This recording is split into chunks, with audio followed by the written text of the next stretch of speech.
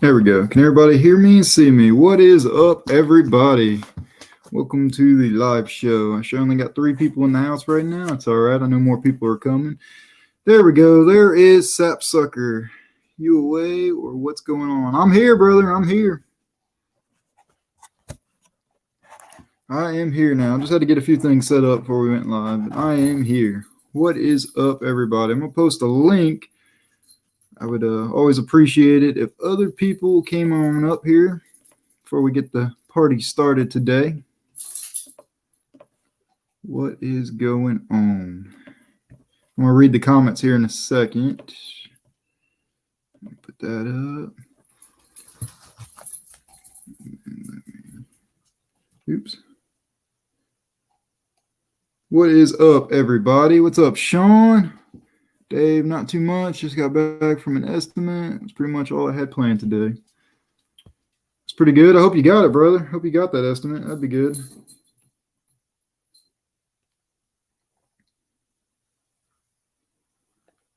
All right, that link should be pinned. Everybody is welcome to come up. What is up, East Tennessee?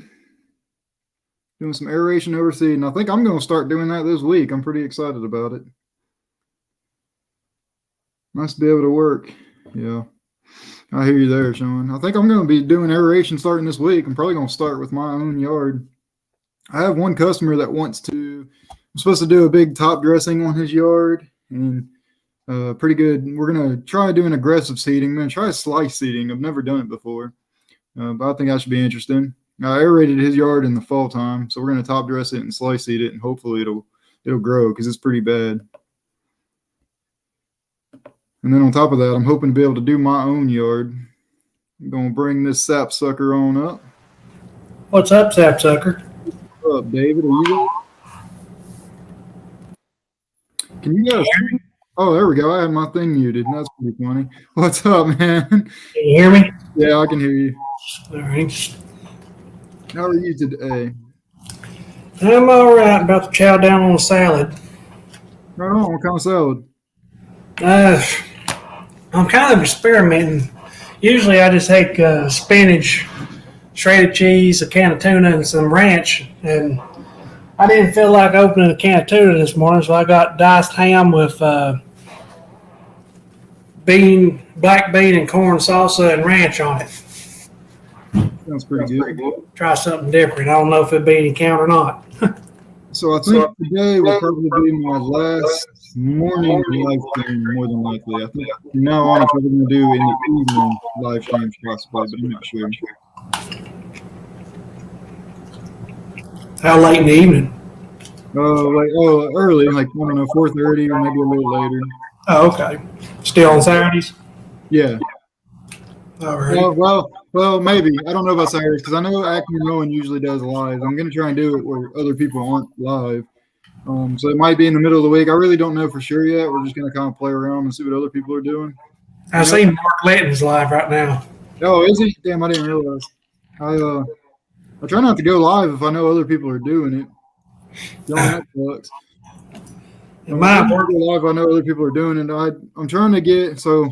Now with the season coming, it's kind of hard doing this in the morning. Like today, it's beautiful out, and I kind of wish I was outside doing stuff and around my house and stuff. But so I think with the season coming, people are going to be working. Everyone's going to be out mowing and stuff here pretty soon. I'm going to try and do it later in the evenings, like afternoon, early afternoon, late evening-ish. I don't really know the time yet, but it'll be after, I'd say 4:30 probably. Yeah. My work schedule's going to change starting next week. We're going back to our old schedule, and it's going to suck. Yeah, I heard you talking about that. That is going to suck. It's kind of a weird schedule. Yeah. If I have enough mowing or weather delays me or whatever, I'll probably end up working like 17 days straight without a single day off. Damn. And then I'll have a full week off. But that week won't make up for working 17 days straight.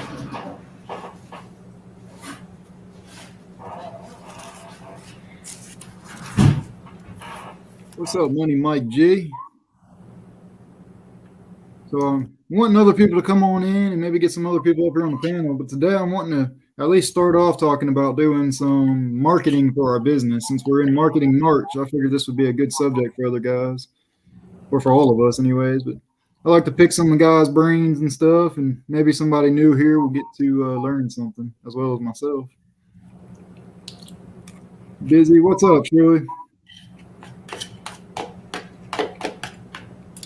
Yeah, as you seen in that video, mine you just watched, I did get to put out maybe 20 door hangers in the little Target neighborhood of my Target city, but I put up, I paid for some ads in the newspapers in them two cities. One of them is more of my Target city. The other one, not really so much. I don't know quite as much about it, but the newspaper company is actually over both of them cities and I think others. So I went ahead and paid for ads in them two. They come out twice a week. I'm running them for 3 weeks in two cities. It was like $50. And I think for 3 weeks, once a week in my hometown was like 70 something bucks. It's ridiculous. Damn. It's not bad though. You have to let me know how much, if you get anything from it, if anybody picks you up from it, because I'm still wanting to do that.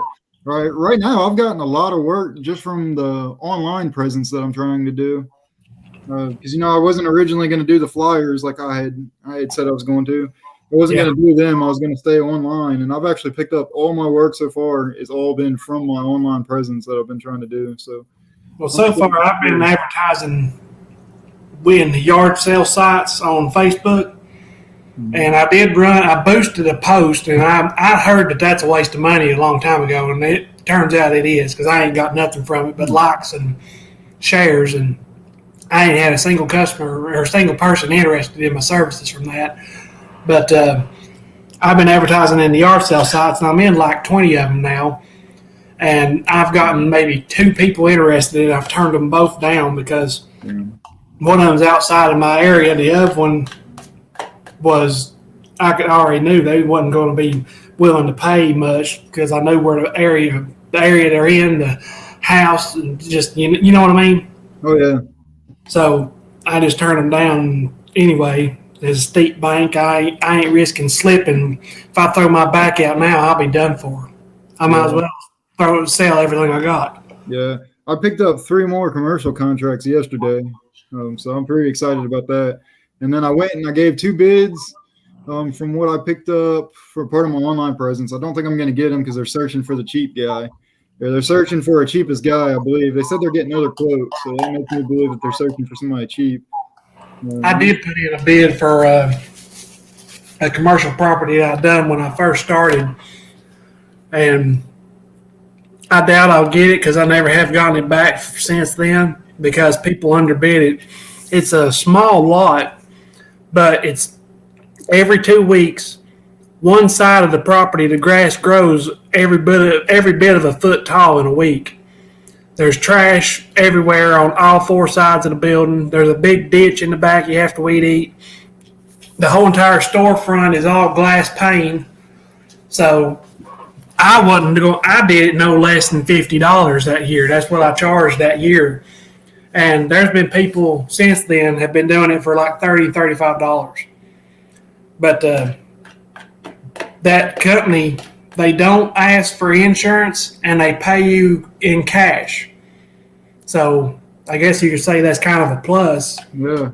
But still, it's ridiculous. And they're a nationwide chain. I ain't gonna say who they are, but they're nationwide in every single state in this country. But they can't afford to contract with somebody and pay decent to keep their property up. It's stupid. Yeah.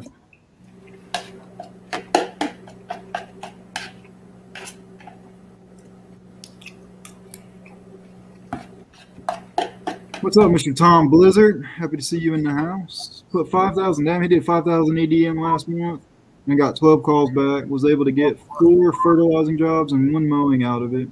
Hoping the next 5,000 I put out this month yields a way better response. Yeah, that's pretty low response for 5,000, but I'm sure you're going to make your money back on that probably just with those right there, I believe, right?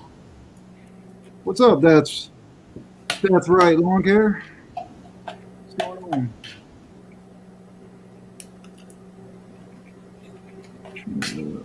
My comments are lagging behind, so if you guys comment and I haven't gotten to it yet, I apologize. James, that's your name. That's right. You're gonna have to forgive me, James. I always forget people's names. I only remember their channel name. But now I just read Sean's comment, so. What's going on, James? Happy to have you in the house, brother. Happy to have everybody in the house.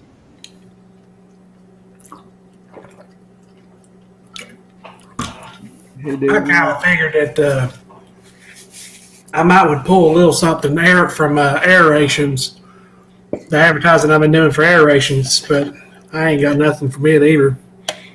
Callbacks from the areas I went to, not yet.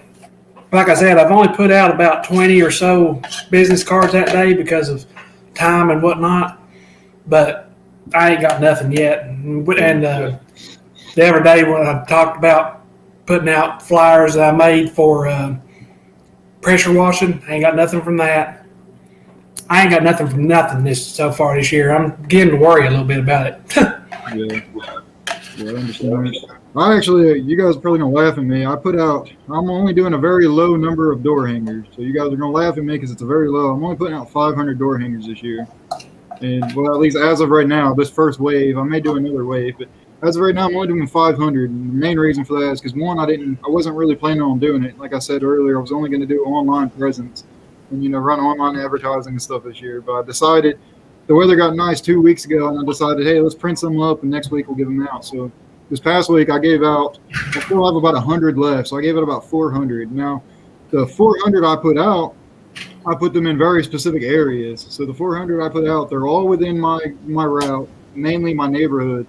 But I only picked certain areas and certain streets where I know other lawn care guys service in that area. So I'm hoping to maybe try and target the people that are actually looking for lawn care, but we'll see.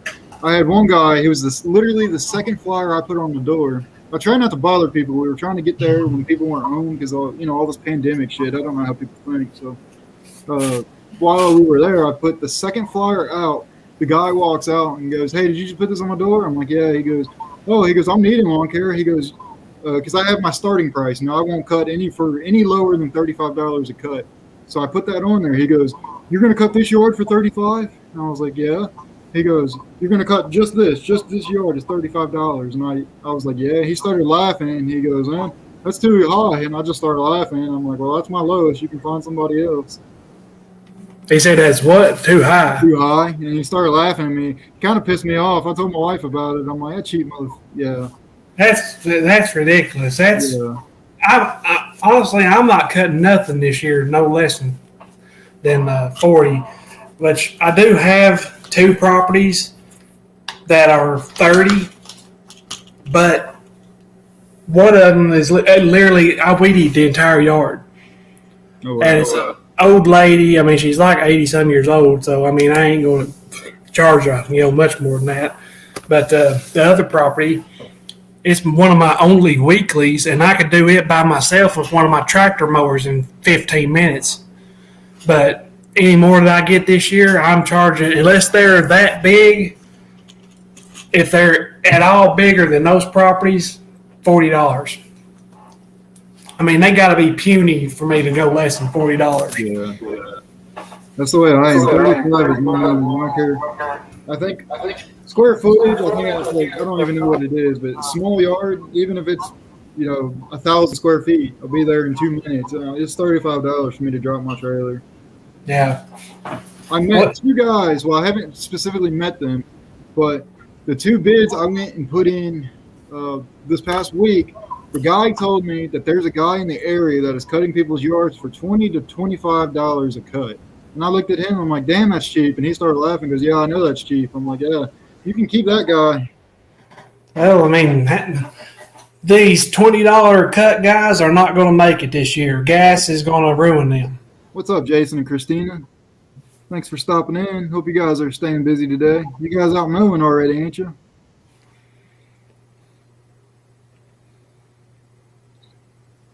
Oh, my comments are way behind. Now, as far as newspaper advertising last year. That was all I did was newspaper advertising, and I doubled my clientele last year from that. So I'm hoping this year will do the same. But I'm very, very picky of what I take on this year. I'm only taking on decent properties, and I'm not taking anything that's very far off of my main driving route. Yeah. I'm not running these back roads no more like I did last year. Yeah. What's up, Lawn One? I got a call. People were calling for aeration. What, Friday? Yeah, yesterday. I got a call yesterday morning. No, it was Thursday morning. I got a call Thursday morning. A lady was wanting aeration on her yard. And, my eyes perked up. I'm like, hell yeah, I'll come do it. And then she tells me where she lives. She lives an hour away from me. And I was like, yeah, no, I don't do that area. Last year, I'd have been all over it. Last year, I'd have been like, sure, I'll drive out there. I'll come do it. But, yeah, no.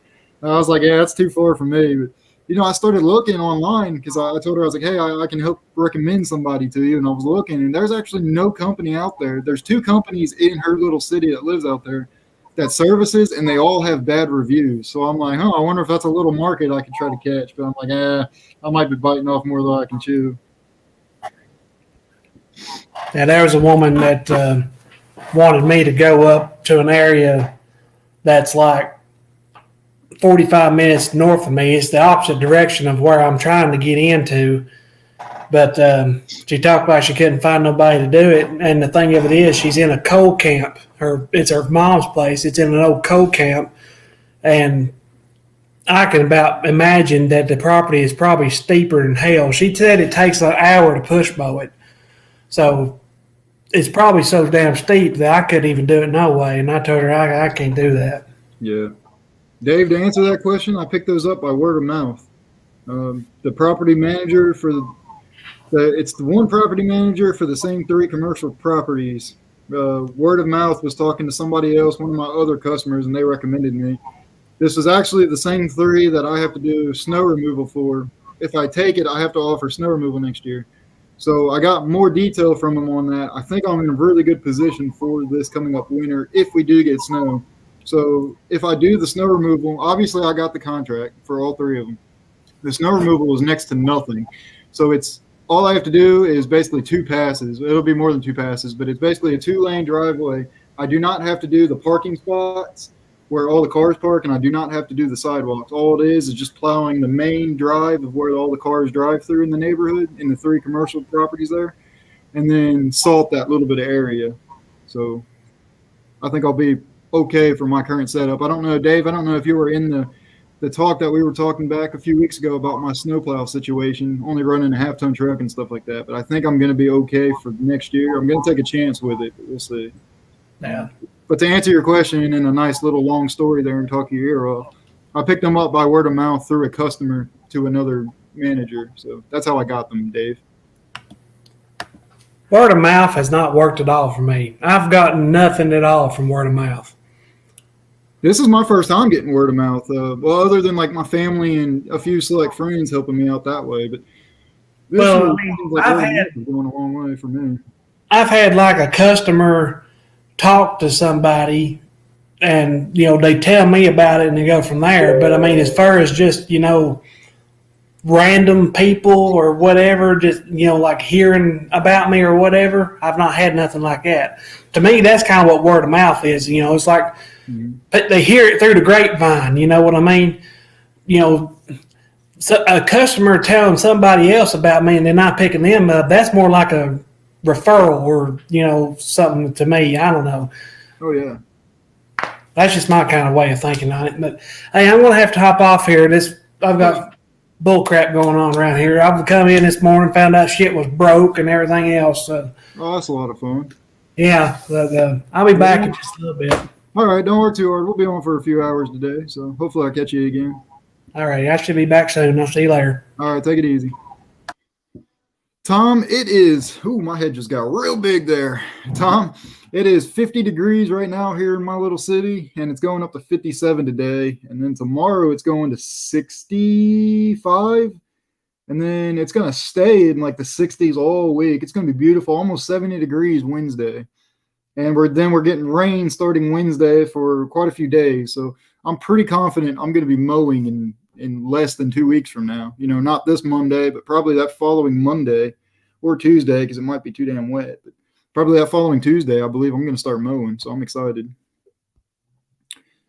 Let's see. Again, everybody is welcome to come on up, you know, kind of help me read some comments. And I would love to hear other guys' opinions and stuff on what you guys do for marketing and everything else like that. But right now, word of mouth has definitely been my go-to for this year so far. As you guys know, if you guys haven't seen my business plans for yesterday, and some of you guys may already know that, you know, my favorite word this year seems to be restructure, right?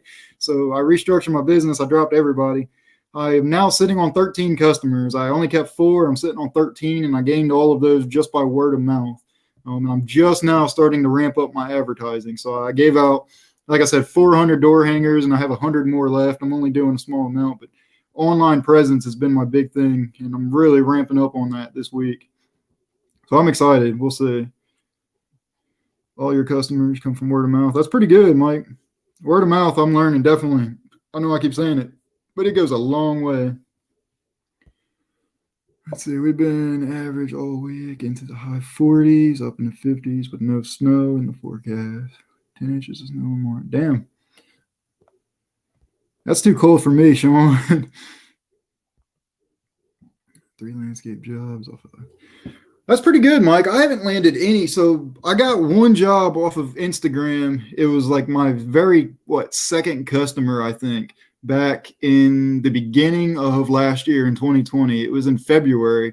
It was when my Instagram was actually part of my business, I guess you could say. You know, it was on my business name and everything. I only got one customer from it, and that was the only customer I ever had. So then I was like, hey, if I'm not getting customers from it, I just switched my Instagram account over to, you know, John's Daily Hustle, and now my business is separated from it. So I try not to do anything on Instagram anyways, but that's pretty good, especially if it was a landscaping job. Let's see, I think nice weather. Yeah, I think so too, Sean. I think people were still worried about the snow and stuff. I bet you'll probably get it. That's a lot of EDDM cards. I hope it works out for you, man. That's a lot. I hope you get good return on it, or at least break even on it. I know I was wanting to try EDDM this year, but I didn't get to it. I didn't get to it this year. I think I'm going to try it next year. I'll be more prepared for it. You know, I hate to sound like I'm cheap, but, you know, EDDM, as you know, Sean, it's not cheap. So, you know, it kind of takes up my entire marketing budget going EDDM for me anyways right now, but I'm hoping to be more prepared to try it at least next year. I did great last year, man. Damn, that's pretty good, Lawn One. Especially if it was just part-time. That's really good. That's full-time, in my opinion. Let's see, word of mouth, 99% of marketing. Yep, that's for sure, Jay. That is for sure. All your customers, word of mouth. I'm seeing that a lot. Everybody's saying word of mouth. Sorry, I know I'm way behind on the comments, guys. My comments lag pretty far behind, and then, you know, I get to talking and start rambling on, so I try to keep up with the comments. Sean, you can say I don't use IG advertise. It's pure love. It's still pretty good. You got a landscape job off of Instagram. I've heard some guys saying that they get business from TikTok, and I don't know. I don't want to say I don't believe that. I just want to say that seems, I don't know. I know I'm not getting any work off of TikTok. Take it easy, Jason. I agree. Like I said, I agree, Sean, with that. Like I said, I only got one customer that I've ever gotten off of Instagram, and that was it. And then that's when I decided, yeah, I'm just going to switch it over and not put my business on it. I mean, sure, I guess if you really want a real dominant internet, profile, I guess you can have your business there and try to get it. But I don't know. I haven't gotten any work from it other than that one job. Yeah, that's what I'm saying, Dave. There's a couple of guys I've heard say they get business from TikTok, and I just don't believe that. I hate to sound like that, but I don't know. I don't go on TikTok to look up for businesses in my area and stuff. I go on TikTok to look up funny shit. I don't look anything up. I just let that For You page hit me. You know, Float's on there. I know all you guys probably know that. Float's on there. He's got some funny stuff. I just picked tons of work from your area. Not really, John. It falls out in the winter. That's why I keep. Oh, yeah. Okay. I understand that. Yeah, that's what I'm saying, Dave. It's definitely a weird place. I don't know. I mean, I guess it'd be cool. You can run like 60-second videos, like little video advertising, but I just feel like it's not. I don't know if you can even specifically target a certain area, or does it just go out there for everybody on the app, and then TikTok picks what goes on your For You page? That's what I don't understand. I don't believe if anybody says they got work off of it. It was pure luck. Them at IKEA painting. I was like, yo, that's pretty good, Mike.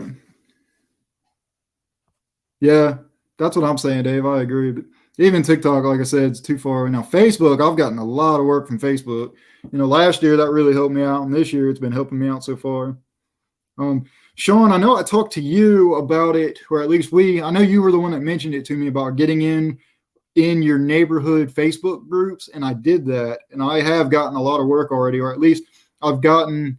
I went and gave quotes. I'm getting calls and stuff like that, and likes on my Facebook page and all that BS. So it does seem to really be helping me this year. So I'm in like 3 or 4 of them now, little neighborhood areas out here, and they're all within my little route density. So I'm really excited about it. And, part of my online presence is I try to stay on top of all that. And like every morning, I'm always on my social media platforms for my business and making posts and seeing what's going on in the area, because there's a lot of people constantly asking for lawn care businesses and stuff. And yeah, I think it's coming. I think this week is going to be, I don't want to call it hell week, but I think this week is going to be a Hail Mary week, I guess, because I think advertising this week and getting out and working is really going to pick up starting now, essentially, for me anyway. So I'm excited. I did go in and I did another job last Thursday. Yeah, I did it Thursday. It was a big, just another brush removal job, kind of like that giant leaf removal job I did. So this time it's brush removal. I got a video of it. You guys are going to make fun of me again. I used my bed unloader, but I made some mistakes. So you guys are going to see that. You can make fun of me again. It's only the second job I've done this year. So I'm the third job's the charm. I'm going to do good then. You guys will see it. It'll be entertaining anyways. Never even been on TikTok. Now, it's a great way to waste a lot of time if you get on TikTok. Something about it. They call it TikTok for a reason, because your life is just going TikTok. You know what I mean? It's not an expert, but I can't see how that would happen on TikTok. It goes global. Yeah, that's what I'm saying. There's no way to really target your area, Mike. There's no way to target your area or target who sees it. It just goes global. Everybody sees it. So I've heard 2 guys say that they have gotten work from TikTok, and I don't believe it. It had to be somebody that maybe a friend of theirs seen their video and copied the link and sent it to somebody that was looking, and that's how they got it. But to me, that's word of mouth. That's not getting it from TikTok. That's right, Long One. That is absolutely right. Next weekend, that's pretty good. How many are you gonna hang out, Dave? I'm just curious. Yeah, I'm definitely doing that. Take it easy, Tom Blizzard. Yeah, I'm definitely making a lot of mistakes now. Now there, Mr. Mike. We're gonna get him out of the way because the season's gonna hit, and I'm gonna be busting butt out there. He's got 1,000. That's good. You should give. I'm curious to know. Keep us updated there, Dave, on what your return is on it. I know everybody says a 1 to 2% return. Oop, my battery's dying. A 1 to 2% return, but I really like to know. Not everybody's the same, right? Everybody could have different. You could have a jackpot street, and you get way more than that. There we go. I might hit my hours, just letting you guys know. I might hit my hours, the free hours that you have on StreamYard. So I may get kicked. And if that happens, forgive me. But just giving y'all guys that heads up. Like, don't accuse them.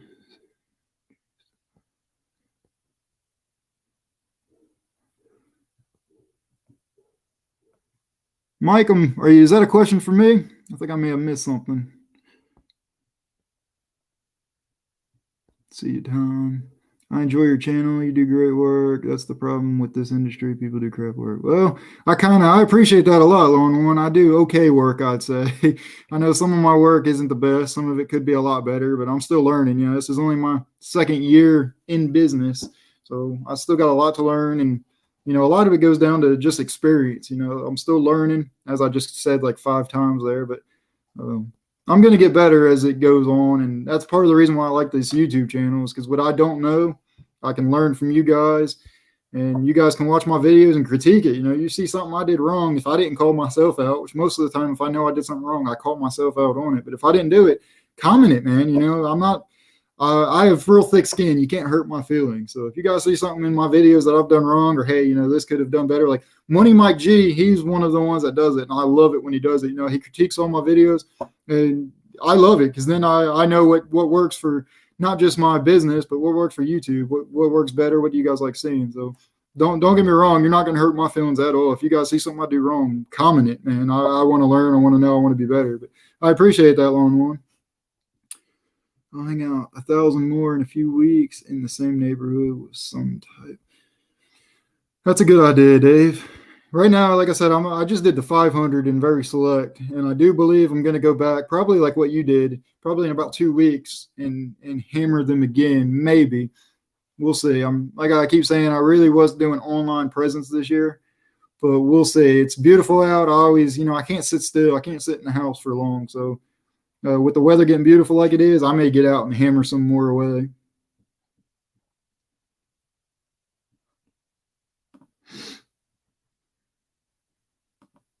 That's right. I tell John he sucks every day. He really does. He tells me my videos are trash and my work sucks. He tells me every day. I cried myself to sleep last night after last night's video there, Mike, just so you know. Yeah, I'm still pissed about it, actually. Only kidding. Only kidding.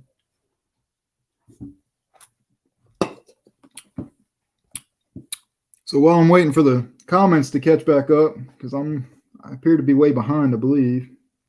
But anyways, I've got some good videos coming for you guys, just kind of give you guys an idea of what's coming up. I've been saying this week I'm going to do it, this week I'm going to do it, next week I'm going to do it. But I do believe this coming up week I'm going to finally upload the videos of the bad luck that I had last year. I had about 3 weeks of straight bad luck. I still haven't gotten around to uploading them yet. So I believe I'm going to edit them and upload them this coming up week. And then there's also going to be some other videos, like what got me into lawn care and stuff like that. I forget. I had like a dozen different videos I had made. I've got a lot of stuff. I appreciate that, Lone One. I've got a lot of stuff coming. And then, like I said, in 2 weeks from now, I'm pretty sure I'm going to start mowing. So probably in 3 weeks from now, maybe 4 weeks from now, you guys might start seeing my first mow. Or I might try to squeeze it in kind of live in real time. You know, I might not go live, but what I mean is if I do start mowing in 2 weeks and I record it, I might not record the first day just because I'm trying to get in the swing of things and get a feel for it. What I might do is probably record throughout the whole first week anyways, or definitely like the second day of mowing and stuff. And then I'll try to keep you guys informed, because I actually still have mowing footage from last season that I still haven't uploaded yet. So I'll try to let you guys know for sure, hey, this is from last season, or hey, this is my first mowing of this year and stuff like that. And I'm curious to see how the season's going to go before I start looking into equipment. I was hoping, that's another video I've got coming, is all the equipment I'm wanting to get this year, which, as you guys know, in this business, all that changes. You know, what you think you could use tomorrow changes today, or what you think you could use today changes tomorrow. So that's going to change. That'll come out as soon as I know for sure, but I think that'll be a good video. I am going towards trying to stay small, if that makes sense. So there's a lot of stuff I want that'll help me be more efficient and be nice to have equipment wise. But I really think this year I'm going to try, and since I did a hard reset last year, I think I'm going to try and just suck it up. And maybe it might take me a little extra longer, or it might be a little harder work with my current setup and stuff. I think I'm going to try and suck it up for this year, and then going into next year, upgrade and stuff like that. But we'll see. Like I said, that's videos coming out. I'm going to keep you guys updated on. How's the weather going there? It is beautiful here. 60 degrees and sunny as hell. Well, 55, I think, is all it's going to today, but throughout this week, it's going up to 60. And then almost 30, it's 72 of these days is what it's supposed to. So I'm excited. Sean, that'll be good. I'm excited to see your setup. I didn't realize how much Toro you have, Sean, until that video you posted the other day. Or on Instagram, I think it was. That was a lot of Toro. It was a pretty good setup. Again, everybody is welcome to come on up here on the panel here, and we can talk and see your face. Help me read some comments and stuff. Whatever you guys want to do. Trying to keep up. But I'm definitely getting antsy for this year. I know the season is coming about 2 weeks from now, and I'm getting extremely antsy. I'm ready to be out mowing. I keep looking at my yard, wanting to know if I can maybe get away with cutting my yard yet, but no, it's just not there yet. Oh, that's another video I've got coming. I'm gonna try and completely redo my yard this year. Anyways, I neglected it bad, and my thing is I'm renting this house, so it's kind of hard putting money into a yard that's never going to be mine, if that makes sense. But as a lawn care guy, I really hate my yard looking like shit. So I'm going to try to do more stuff to it this year anyways. I give you guys so much respect. I appreciate that, Mike. I try to be honest and open with all you guys and, let you guys see my real goofy self. I think that's why I like my live streams, is because this is, unedited version of me right here. So when I mess up my words or have a brain fart, you guys get to see all of it and, make fun of me as needed. I know I've said it before, mowing already. Yeah, I'm pretty jealous you're out there mowing already there, though, Lon, but that's just part of where you live. I'm not jealous of how much damage the sand does to your mowers down there.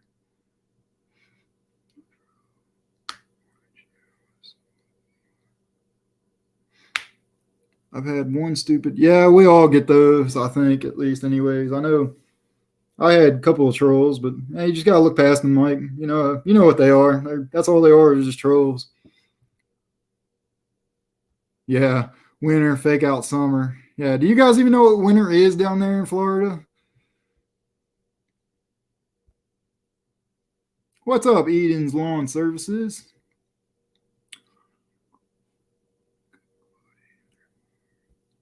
It's good to know, Mike, or Sean. It's good to know. Sorry, guys. I'm trying to catch up on all your comments. As I said, it's pretty hard. Service. Hey, Doug.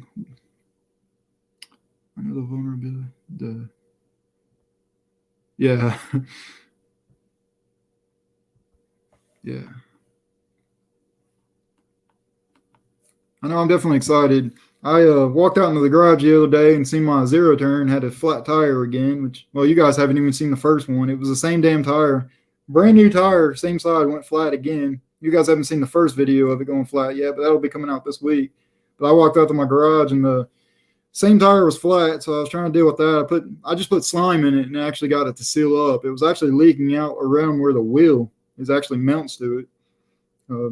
I wish I made a full video on that because that was pretty cool on how I found it anyways. But anyways, after I put the slime in it, I was riding up and down my neighborhood street and I had people staring at me like I was crazy. I'm like, well, it's part of slime. It's what you're supposed to do, ride up and down it. But it was fun to get out and ride it anyways. I'm so excited. I'm so ready to start mowing again. This year seems like it's going to be, I keep saying this year is going to be a good year. It's going to be a great year for everyone. But so far, it's definitely turning out to be a pretty good year. I'm definitely excited about it.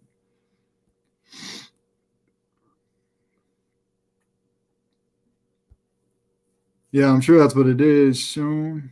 We aren't mowing yet either. I was a few yards yesterday. Could have cut already, though. I've got a few patches in my own yard I could probably cut, but that's about it. I know it's coming close. I could probably get away with start cutting this week, but I don't think I'm going to. I'm probably going to wait and just make it honest where it's like, okay, the grass is growing. It needs to be cut now. I really think in 2 weeks from now, or less than 2 weeks from now.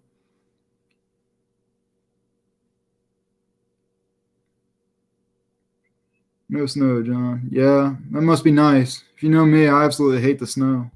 I hate the cold. If it gets below 50 degrees, I don't really like it.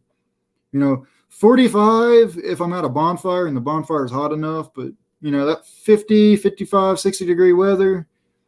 Really, 65 is my ideal weather. If I could walk outside with either pants or shorts, depending on what I'm doing, and be comfortable and not have to wear a jacket, that's like perfect for me. But mid-30 outside and snowing. I'm supposed to be inside. Well, that's exciting. Congrats on your new trailer. The degrees, the 30 degrees is not exciting out there. I do not envy you on that at all. I do not like the cold. I hate it. I do hate it. If anybody's got anything they want to talk about, any comment, feel free to comment it, or feel free to come on up here on the panel with me. We can talk about whatever you guys want. The main subject I wanted to talk about today was that marketing, like we were talking about not too long ago, a few minutes ago anyways, but I'm always open for anything, pretty laid back, relaxed kind of person here.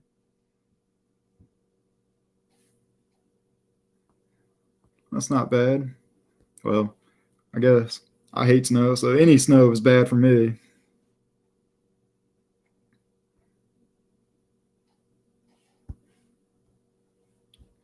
I see how you guys up north have to keep different.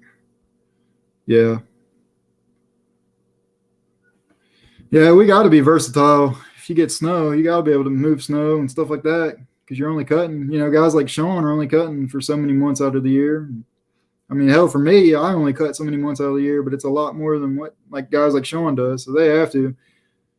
It must be nice just to mow year round and get away with it, long one. You're stuffing your face, Mike. What are you eating right now? What are you stuffing your face with?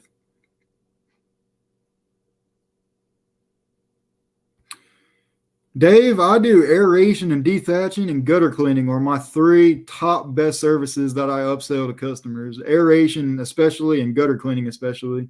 Now, of course, dethatching is too, but it usually comes with more work. Dethatching is anyways for me. But aeration and gutter cleaning has been my gold mine for me. That's the best thing I upsell, especially gutter cleaning. I'd say gutter cleaning would probably have to take number 1, because I can mention that to a customer and they're like, oh, you do gutter cleaning too? And I'm like, yep. And they're like, oh yeah, let's do it.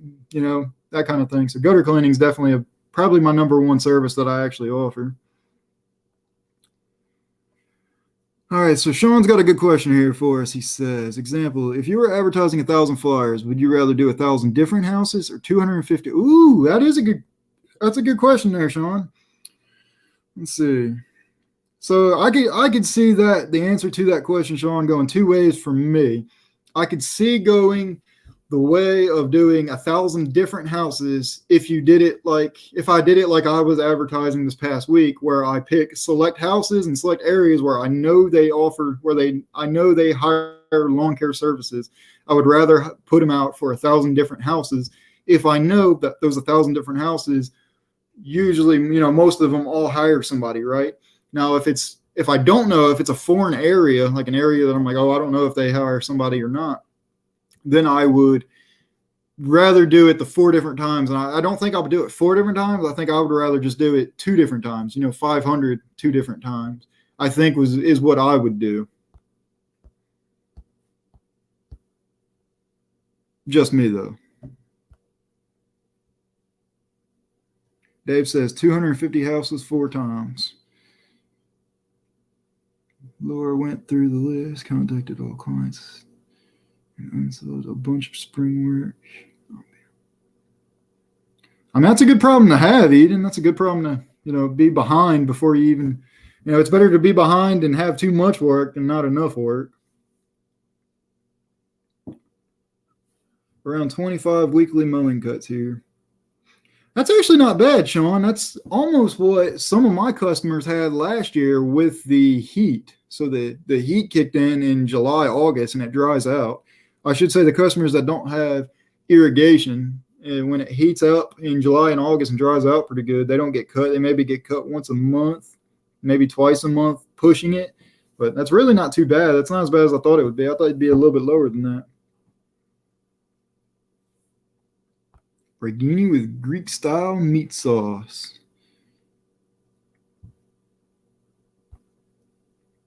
As far as marketing, I had Vistaprint make me 1,000 door hangers. Finding time to hang them out is hard. Yeah, it gets tedious hanging them out. I didn't realize that until this year. Last year, I didn't give out nearly that many. You know, I was very selective on giving out a very small amount, but I got good return on what I gave out last year.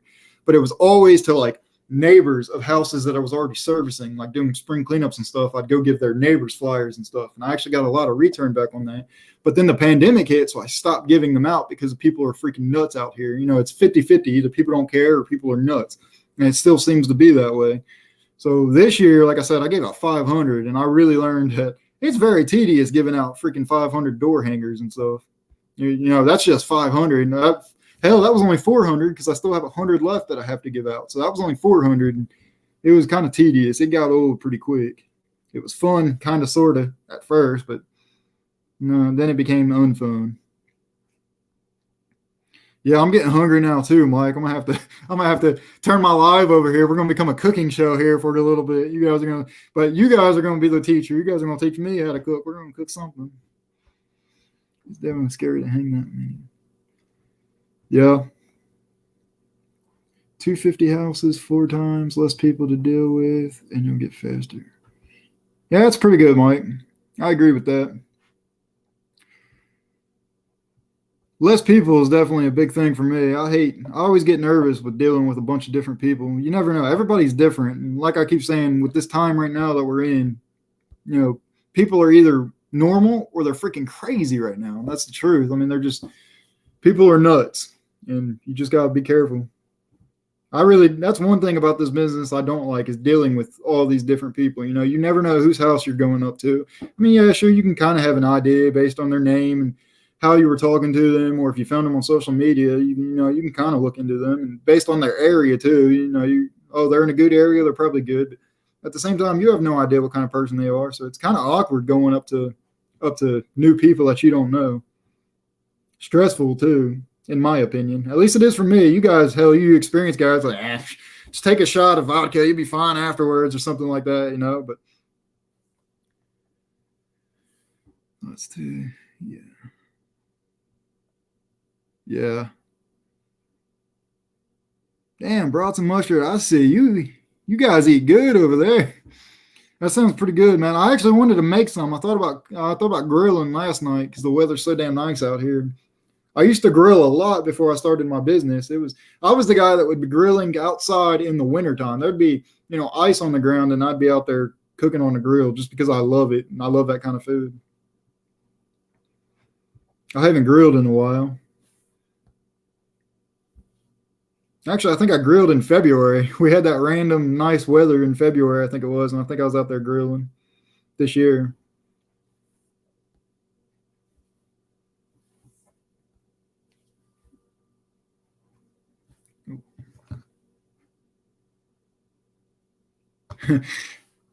Dave said he's grilling today. Thanks for making that decision for me. Yeah, no problem, Dave. Yeah, talking about it, I think I might be too. We'll see. It sounds pretty good. I'm craving something cooked on a grill now. See, Lone One, that's actually the one thing I love about commercial is you only deal with, you know, maybe one customer or maybe a team of, you know, managers or whatever it might be. I know every commercial situation is a little bit different, right? But that's the one thing I love about commercial is they're already at work. You only have to deal with them for 9 to 5 or whatever their clock-in hours are and stuff like that. And I do like commercials for that reason. And you don't have to worry about everything's written. You know, everything's written on a contract on what you want, what you're going to do. There's no guesswork. There's no question work. Oh, hey, we need this done, or oh, hey, we need that done, or hey, can I upcharge you on this? And you know, it's all written out. That is one thing I do love about commercial. I tried to get more commercial this year. Like I said, I picked up 3 new ones yesterday. I'm excited about. I haven't gotten calls back from any of them. Here's a question for you guys. So if you guys have went and put a bid in on something, because I'm thinking about doing this. Hold on, let me slow down a little bit. My brain's going crazy here. If you guys went and put a bid in on commercial contracts, do you guys give it time and then call them back if you haven't heard anything to find out where you stand in your bid? Do you guys do anything like that? I don't know the right way to word it, but I hope you guys know what I'm talking about. and hopefully people answer me back there. I'm really curious about that. So I put a bunch of commercial property bids in, probably, I don't know, a dozen, I'd say, maybe a little less than a dozen, throughout this year, or throughout this last month anyways. So I haven't heard anything back. I was supposed to hear by March 1st, which it's, going in the second week of March now. I haven't heard anything back. So I was hoping to call them Monday since I haven't heard anything. I was going to give them till like 12 Monday and start calling and just see where I stand. But I wanted to know what you guys thought of it. No one can tell another how to advertise in an area they are not familiar with. Use general principles. I try to think route density and rate pay. Nicer neighborhoods tend to pay more. Yeah, that's for sure. What's up, Carlo? He's kind of here. So if anybody has anything to add about my commercial question there, or people are probably typing maybe. Or everyone seems to be eating probably. It's probably what everyone's doing. But again, everybody's welcome to come on up on the panel too. Anybody can click it. I believe that link it should be pinned up there. Everybody can click it and come on up. Feel free. I especially recommend. What's up, Tino? I didn't see your comment there. Comment. What's up, Tino from AJ's Lawn Care? You're welcome to come on up too. Everybody's welcome. If I haven't talked to you, if you've never been up on the panel, I encourage you to come on up. Like I keep saying, I only remember people by their channel names until I get to talk to them face to face on here. So, guys, I'll have to forgive me about only calling you by your channel name. I'm just really bad with names.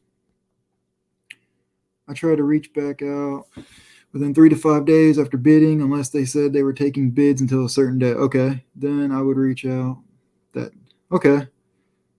Well, that sounds good, Sean. I'm probably going to do that then, because that's what I heard. Like I said, I gave out, I don't remember off the top of my head. Let's just call it 10. I know it was less than a dozen, but it was more than half a dozen. So we'll just call it 10. I don't know off the top of my head. I've got them all written down somewhere, but I was planning on doing that. Most of them said by March 1st they had to make their decision. So I'm thinking about, obviously it's not March 1st anymore, but I wanted to know what other guys thought about doing it, or if that was like a no-no or something. So probably Monday, I'd say I'm going to call them then just to see where I stand, because I don't want to have my schedule already made up in the last minute, like, oh, hey, you got the bid.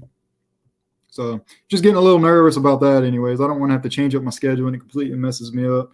As well as it really helps to know where my route density is going to be. As you guys know, I'm really focusing on that. But I only gave out the bids in the areas that are already in that route density anyway. So if I get them, it won't be that big of a deal. But you guys know I'm always in that head. I'm always in my head. I'm like, what if? Did I get it? Was I too high? Was I too low? What? So we'll see.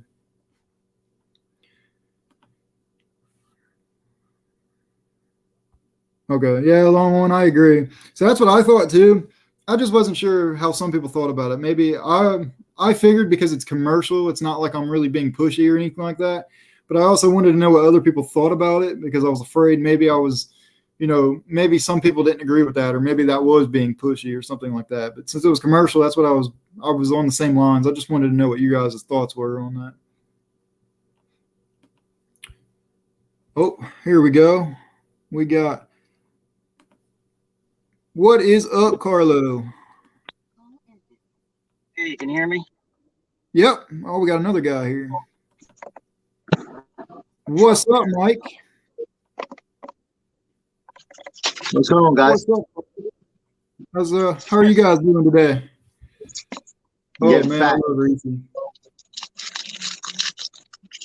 Making me hungry. I'm at work, so I might have to pop off at any second. That's all right. Just give me guys. Next time I'll hop on, bro. Carlo, what's up,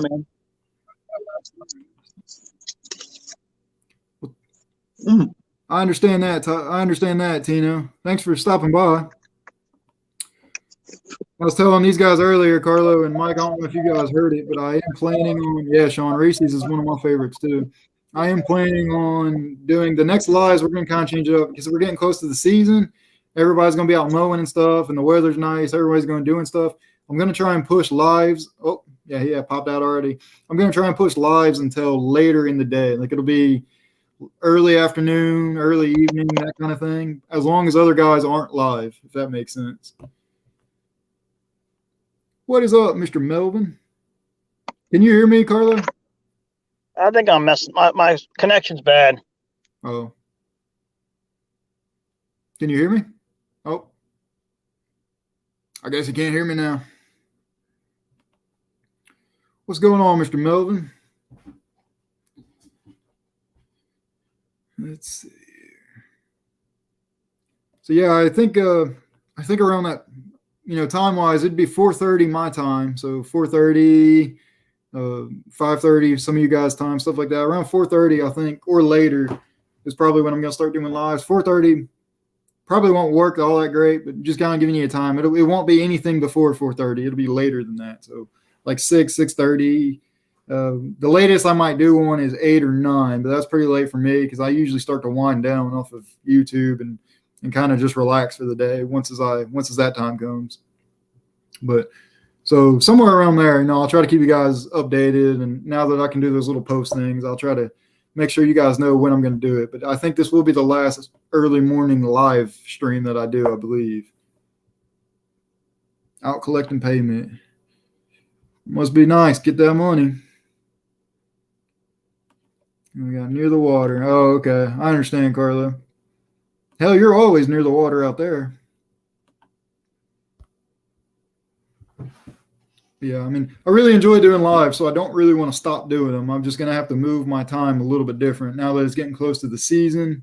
And, it's beautiful out right now, so I could be out doing stuff. And I know people are going to be mowing, and not everybody doesn't always work on a weekend, and some people do and stuff like that. So I just try to be, respectful. What works for everybody. I'd hate to go live and only one person's in it. You know what I mean? And not that I'm not over, keeping somebody entertained, one person entertained, but you guys know what I mean. So that's all right, brother. It's all good. Does anybody got a topic they want to talk about? Here we go. PETA client insists on in-person payment only. I need a credit card system soon either way. Yeah, Melvin, I'm the same way. I'm trying to go credit card as well.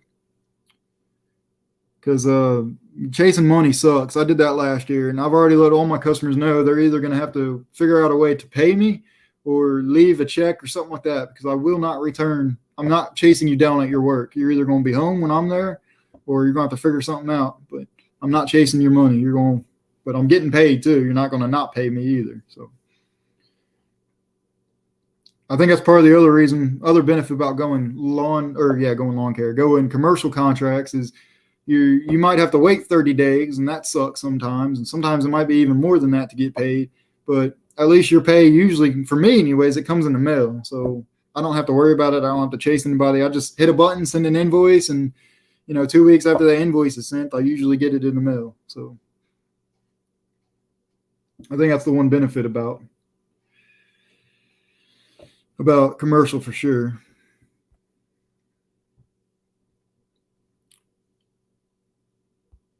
Yeah, PETA customers suck. PETA clients. I find it hard to get people to do credit card on file. I haven't had much experience with that yet. Maybe somebody else can comment on that and tell you.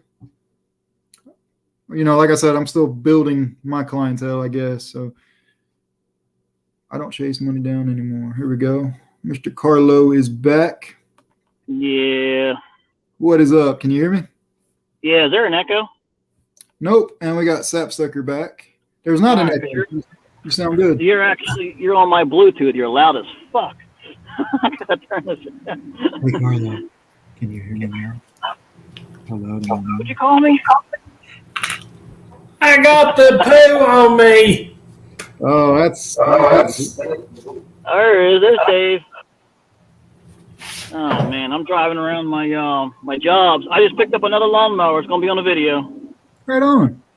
Hey, I'm supposed to be getting a lawnmower this week too. It's another one that doesn't run. Yeah. That, but we'll see. I'm driving through my yards and I pull up. I'm like, get the fuck out! That's a Toro sitting there on the side of the road. It's one to get you at Home Depot. I'm like, it's got to be shit. So sure enough, the guy was there, and I rolled my window down. I was just chit chatting with him. We were having a good old time talking about, because he fixes on chainsaws, and he said, nothing's wrong with it. He says probably just needs a carburetor clean, but I'm done with gas. I'm like, get the fuck out of here! I'm picking that up. Yep. So one of my customers I just picked up. One of my customers I just picked up yesterday. I'm up to 14 customers now, not 13. I picked up the 3 commercial yesterday, and I picked up the 1 residential. One of my customers I picked up yesterday, doesn't want to cut his grass anymore. He offered me. He was like, "Hey, you cut my grass? Do you want my mower?" And he's got a little push mower. It's like my push mower. It's a Craftsman Platinum, whatever, self-propelled. I don't know its exact model. It's a nice push mower for, a homeowner. But he was like, "Hey, you want it? You can take it." So I'm like, "Hell yeah, I'll take it." That's how I got most of my mowers. A lot of that was from my customers. They don't want them anymore. That's what I was just talking to myself, and I'm going to put that on the video because I was talking to the screen. And I was saying that I have a funny feeling there's going to be a huge surge in lawnmowers for sale coming this spring on Facebook and places like that. Yep. Because a lot of people are going to go battery powered. Because if you've been to Lowe's or Home Depot, Yep. boy, are they showcasing the battery power. Let me tell you. I actually forgot that I've got a video coming out on why right now is a great time to buy. I think that video will be out either Monday or Tuesday. But I didn't think about the battery powered stuff. No, well, what's happening is I got some inside information from Husqvarna, only because I live and breathe this shit. Yeah. And I found out about them dropping the gas mowers a year before everybody else did, because I was talking to some people, and I said, "Really?" So that's when I ran over to Lowe's and I snagged one of those all-wheel drives. I saw they were discounting them out, and I'm like, "Yep, that was true. They're getting rid of them." Sure enough, you go to you ain't not going to find a Husqvarna gas-powered lawnmower unless you get a commercial one. What's up, Drew? They're done. Yeah, so I did not know that. I've always said the electric is going to be the way to go. The electric is the way of the future. And I still stand it's by already it. here. More people are going to. I'm really excited for when these bigger companies catch on to the electric side, like Exmark, Toro, stuff like that. I really want to see what they could bring to the table. However, They already have. I am scared. Have they? I haven't seen that. Echo had one. I saw it last year. Echo has a battery powered lawnmower. Toro's had them for years. Husqvarna's had them. Now they're getting bigger in them. Toro and Steel both have electric power. They just don't push it. It's in their stores. I personally don't think that. Battery powered has come a long way, but I still think we're a few years out. And frankly, I think the reason anybody is pushing it so hard right now is because of the administration in office. Yeah, that's another thing. They're gonna do it, but I think what's happening is it's going to naturally go over to the battery powered only because of the clientele that are buying the equipment. Because we're commercial guys, we're going to buy the gas powered stuff, but the homeowners don't like fussing with it. Now your rural homeowners are going to, but your congestion homeowners, the ones that are in the highly densely populated areas, they're not going to want to mess with the gas anymore. I'm telling you, I've seen it for years coming. I think we're, like what David said, we're a few years out, like maybe 5, maybe 10 years. We're a few years, that many years out before us, like commercial guys, start looking at it. But I seriously think in 10 years or less, electric is going to be, and either it might not be completely all electric mowers for us, but I really think it's going to be 50-50. I think it's going to be an option for us in 10 years or less. Let's put it this way. Do you have an electric powered tool, whether you use it or not, for lawn care? Mm-hmm. I have at least 2, but I don't use them, but I have them because I'm playing around with them. I got that Toro hedge trimmer. See, everybody's got something that's battery powered, but they're not really sure about jumping full bore on it. Yep. I'm too scared to do it because it's too damn expensive right now.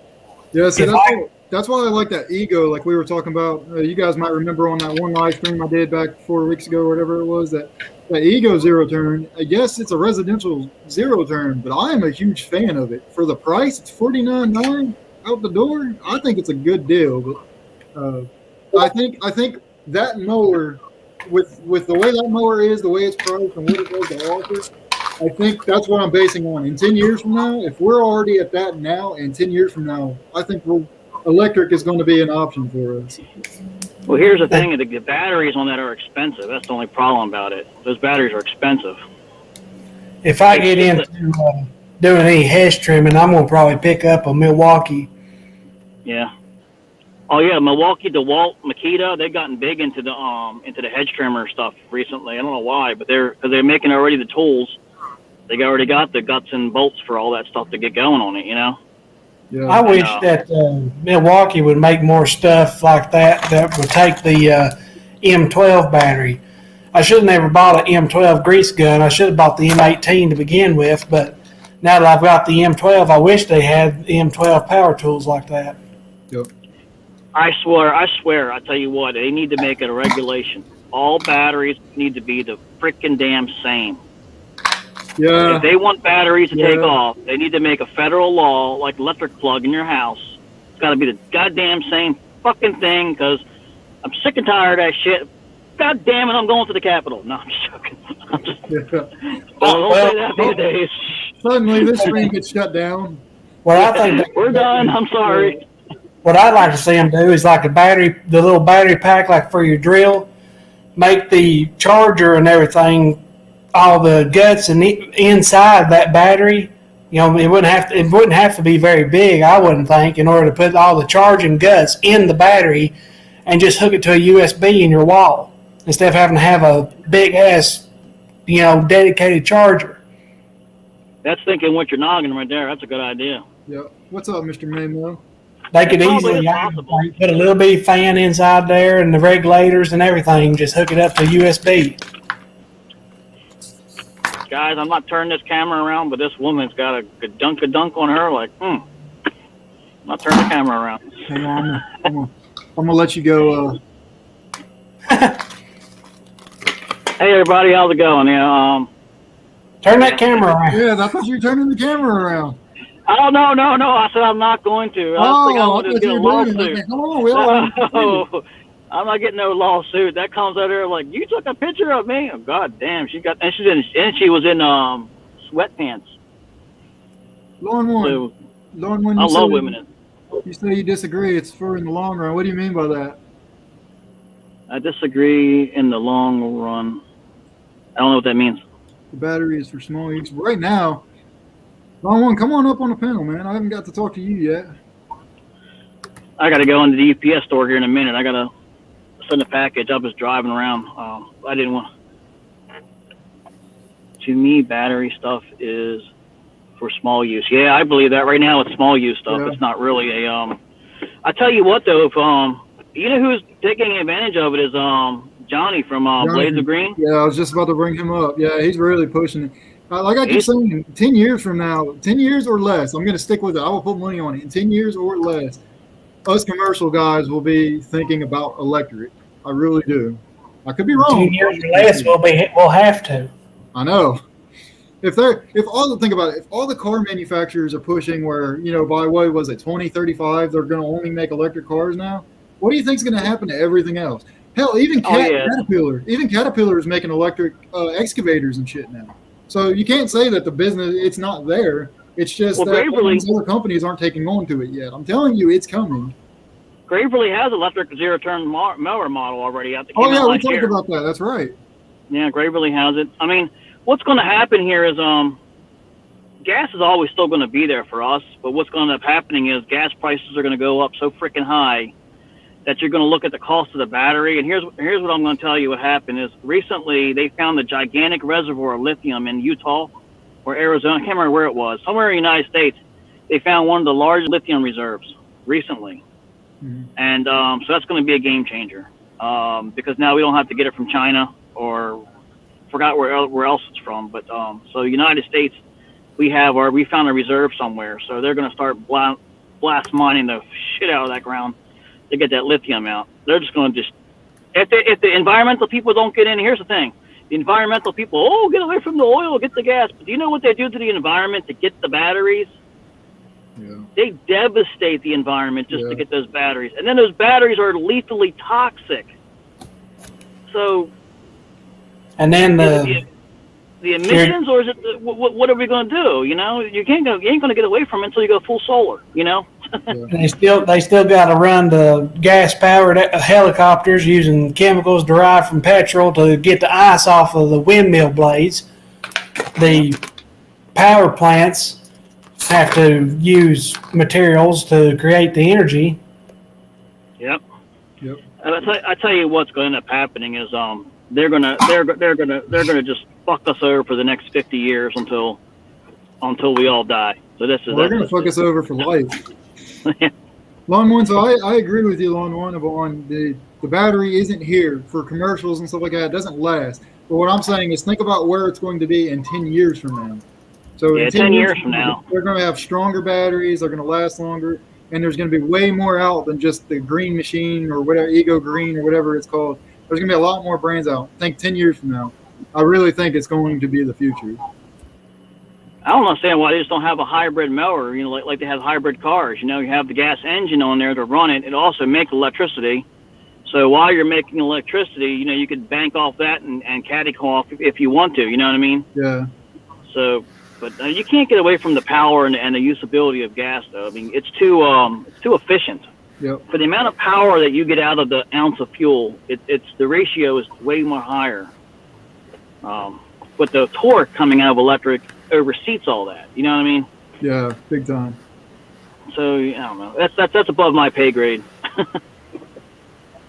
But, yeah, it's above yeah, my pay grade too. But like I keep saying, in 10 years or less, I'm going to put it on here. 10 years or less, I really think it's going to be the future. Oh, check this out. I don't mean to change subject. I told you I couldn't be on here earlier because I had to go look at a job that I was going to drop one of my customers. Yep. Is that your static or my static? All right.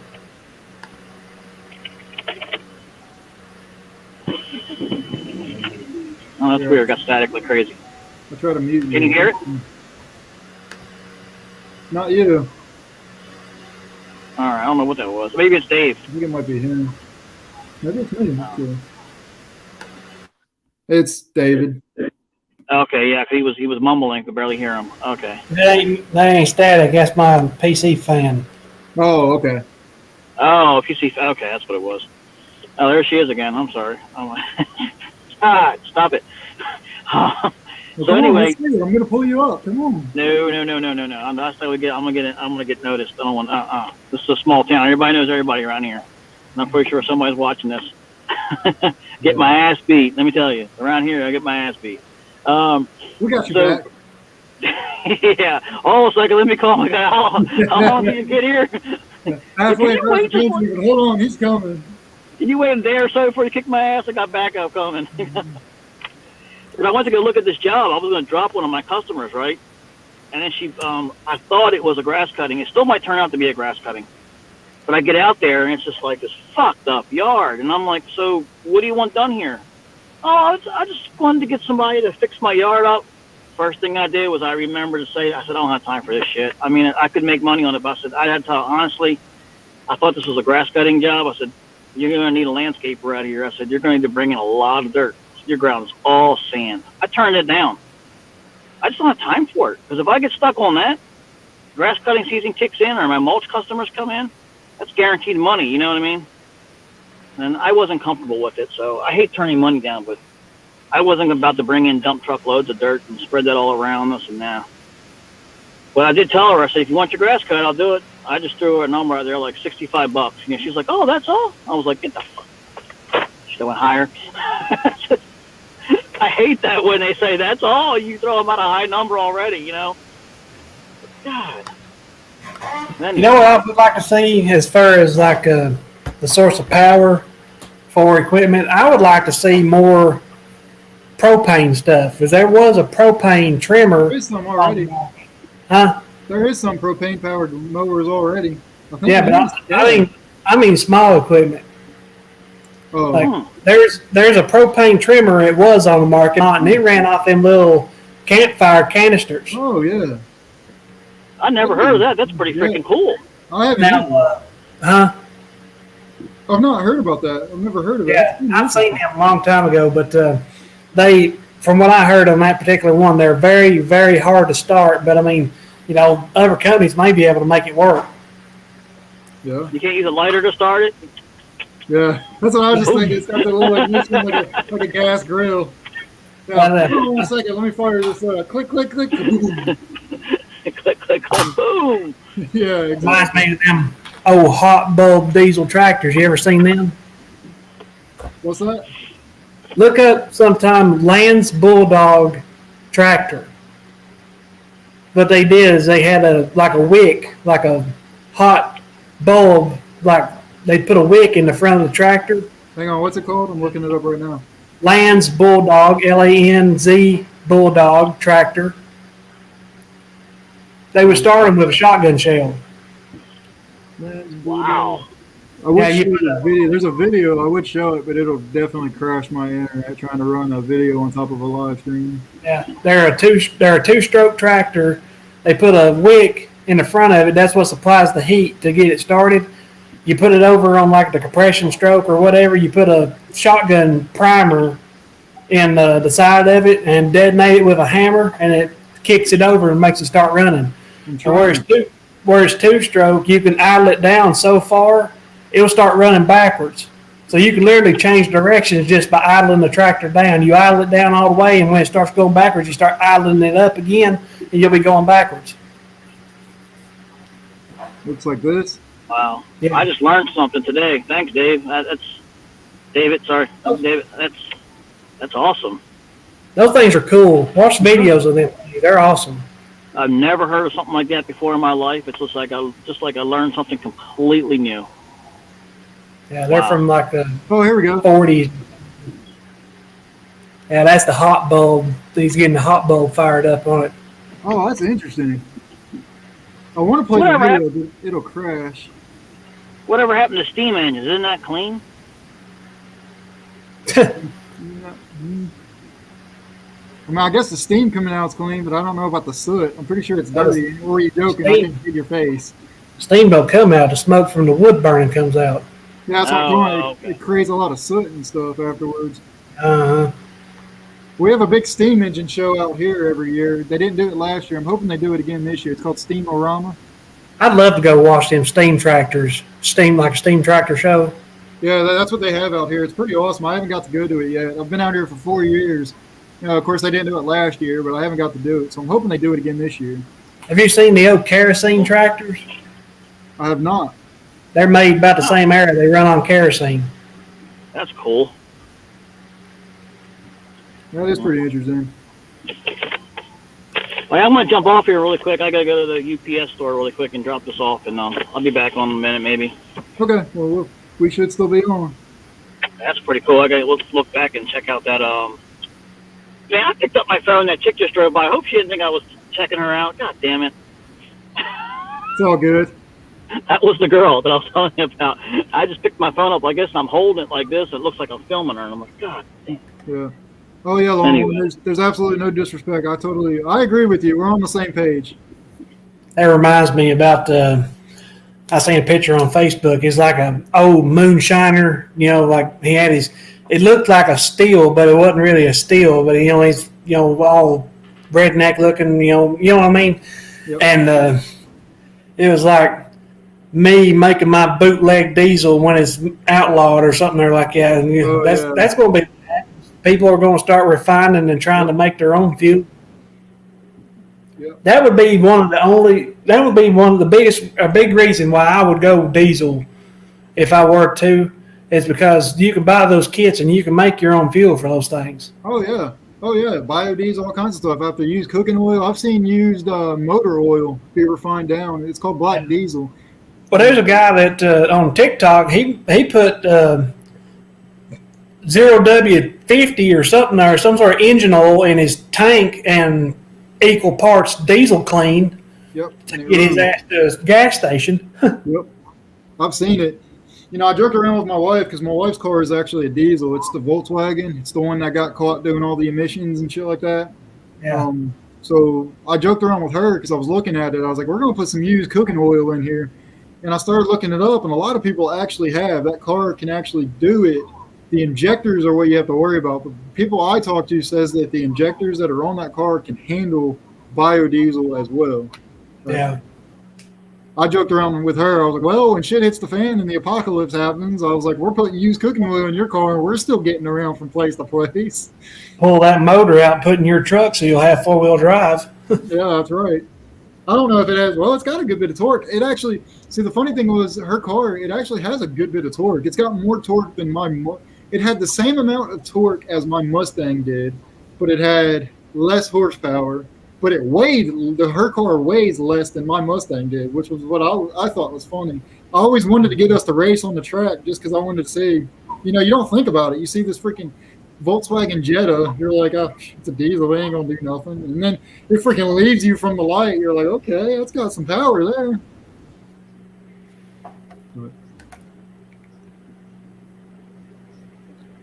I would really like to try the Milwaukee battery-powered weed eaters, but I just can't justify paying that much for a battery-powered piece of equipment. Yeah. I mean, I'm wanting to get a maybe this year get a smaller weed eater. I don't know if I'll go Steel 94R or Husqvarna or exactly what I'll get, but I would like to get a lighter weed eater, let my helper use my weed eater because it's lighter than the one that he's using. But as far as battery-powered blowers, I kind of got started with a battery-powered blower, but I cheaped out too much and bought a Black & Decker shop blower, they call them, just them little itty-bitty blowers. Yep. And I already had a NiCad battery drill, so I bought that blower to match that the drill. It's the same batteries. And those batteries, you charge them for like 3 hours, they run for literally 5 minutes, and they're dead. So I should have just saved up and bought something a little bit more expensive, like something from Harbor Freight, a battery-powered leaf blower. And if I had done that, I would have probably went another year or two without buying the handheld blower that I got from Steel. Sean, I tried the Milwaukee trimmer. I didn't care for it. I mean, it was nice, but for my use, what I needed it for, the battery, going back to the battery thing, the battery didn't last long enough for my use last year. This year, it might actually last long enough. I liked the Milwaukee trimmer, but to me, I don't know, something about it I didn't like compared to just my Echo, 225. I really liked. I don't know what it was about the Milwaukee trimmer that just kind of, I don't know if it vibrated a little more. It had a good bit of vibration to it for it being a battery-powered trimmer. I don't know entirely what it was about it. Something just was like off about it. You know what I mean? I don't know if I'm making sense at all, but Yeah. Just it was nice, unbalanced. though. I mean, for the price, it was nice. One, you can just click that link up there on your phone, and it'll pull you right up. You won't be able to read comments, but you can still come on up. Every time I come up here, I forget that you can actually watch the YouTube comments through StreamYard. Yeah, you got to click the comments. Sometimes it's stuck on. I forget what it's stuck on for people that aren't the stream owner or whatever. Private chat. It automatically goes private chat. Oh. You can click comments and watch the YouTube comments. Okay. I know on your phone you can't read the comments, I think is what it was.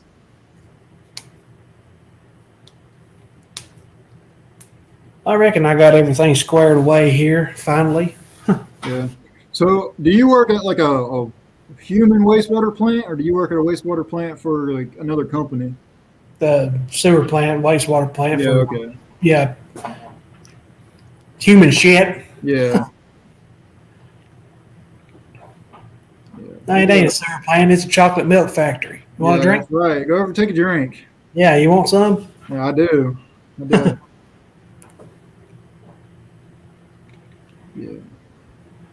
Yeah, come on up, Lawnmower.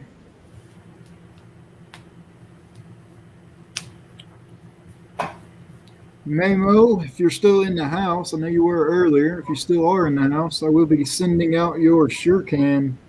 I'm hoping to do it either this evening, if I can remember, or tomorrow night for sure. I've got an alarm set for tomorrow night to remind me, but I'm hoping to have it sent out this weekend. Sure can. Yep, Mamo is the grand prize winner. This guy right here, the grand prize winner of the giveaway I did. He wants a 5-gallon SureCan. So that's what he would be getting from me. I believe. I thought about if I get an enclosed trailer, about getting the sure cages and the sure cans and hanging up on the wall and run a tube from the downspout so I could just fill my mowers up while it's up on the wall. I'm actually looking at going tank. So I Yeah. have a SureCan that I got from Danny when he did his giveaway. So I got that SureCan. I'm actually looking at getting a fuel tank. I haven't decided if I'm going to put it in the trailer when I get one or put it in the bed of my truck. I know I really use the bed of my truck a lot, so I don't really want to take up that much space. But either way, I'm looking at getting a tank and having it filled up because I spend a lot of time every day going to the gas station as opposed to if I could just buy, 100, 150 gallons and fill it up in the tank and only put fuel in it when it's needed.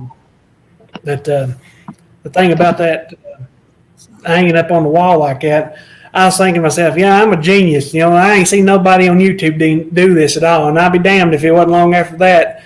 B&B Lawn Care had his set up. He had done the exact same thing. Oh, I know exactly what you're talking about. I have seen that. I know exactly what you're talking about now. Yeah, it's a pretty good setup. Yeah. Welcome See, back. I've got. Can you hear me? See, Mike? I've got it. Sorry, go ahead. I was gonna say I've got a gas can rack on my trailer, and I carry a 5-gallon can with me all the time. But I never run out of gas where I don't do a whole lot of yards or whatever. I really don't ever hardly use gas all that often. But I do have. I've got like 15. I've got like five-gallon jugs of regular gas, and I mix up a 5-gallon jug of 2-stroke. Plus, I keep the 2-gallon Sure Can on my trailer all the time full of 2-stroke. So I've got, 2 gallons of that plus what's in my trimmers and 5 gallons on the rack and what's in my mowers.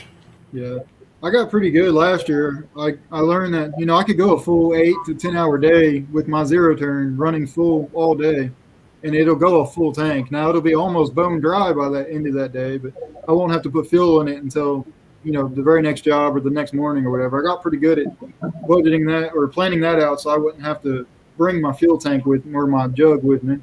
Yeah, the bad part about my zero turn is it's only got the one tank. I think it's like a 8-gallon or something there. I'm not exactly sure. I wish it had dual tanks, but Same. I think mine's only 8-gallon, but it actually holds like 9 or 9.5 if you fill it up, like past where it's supposed to be.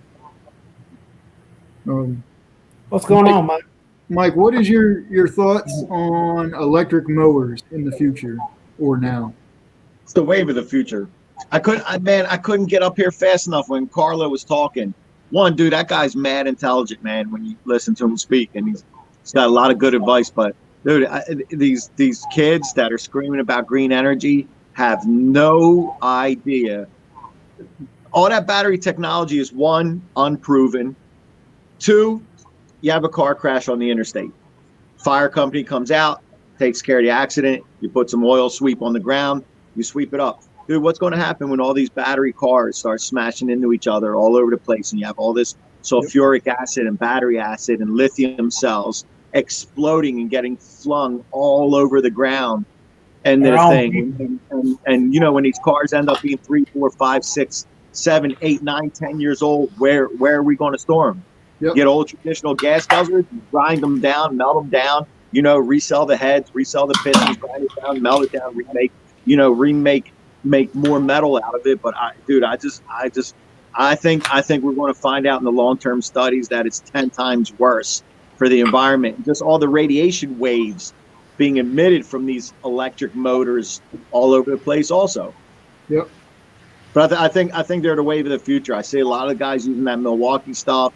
And, Johnny has that Husky battery stuff, and his stuff seems to look like it works fantastic. I think on the stick equipment end, there's definitely a market for it, especially less annoyance to your customers. And he loves to get out there. He's working on properties as early as 7 a.m., trimming hedges and raking up, man. And that's fantastic. And your customer doesn't even know you're out there, especially in areas south where, it's ungodly hot by like 10:30, 11 in the afternoon. You can get an hour jump on working 5 days a week. That's 5 hours extra worth of work you could have gotten done. But as far as motors like big enough to push mowers and stuff like that, what happens if you flip your mower into a retention pond or something, and battery acid starts leaking out of it all over the place, or you crack a cell or something on the thing. I don't know.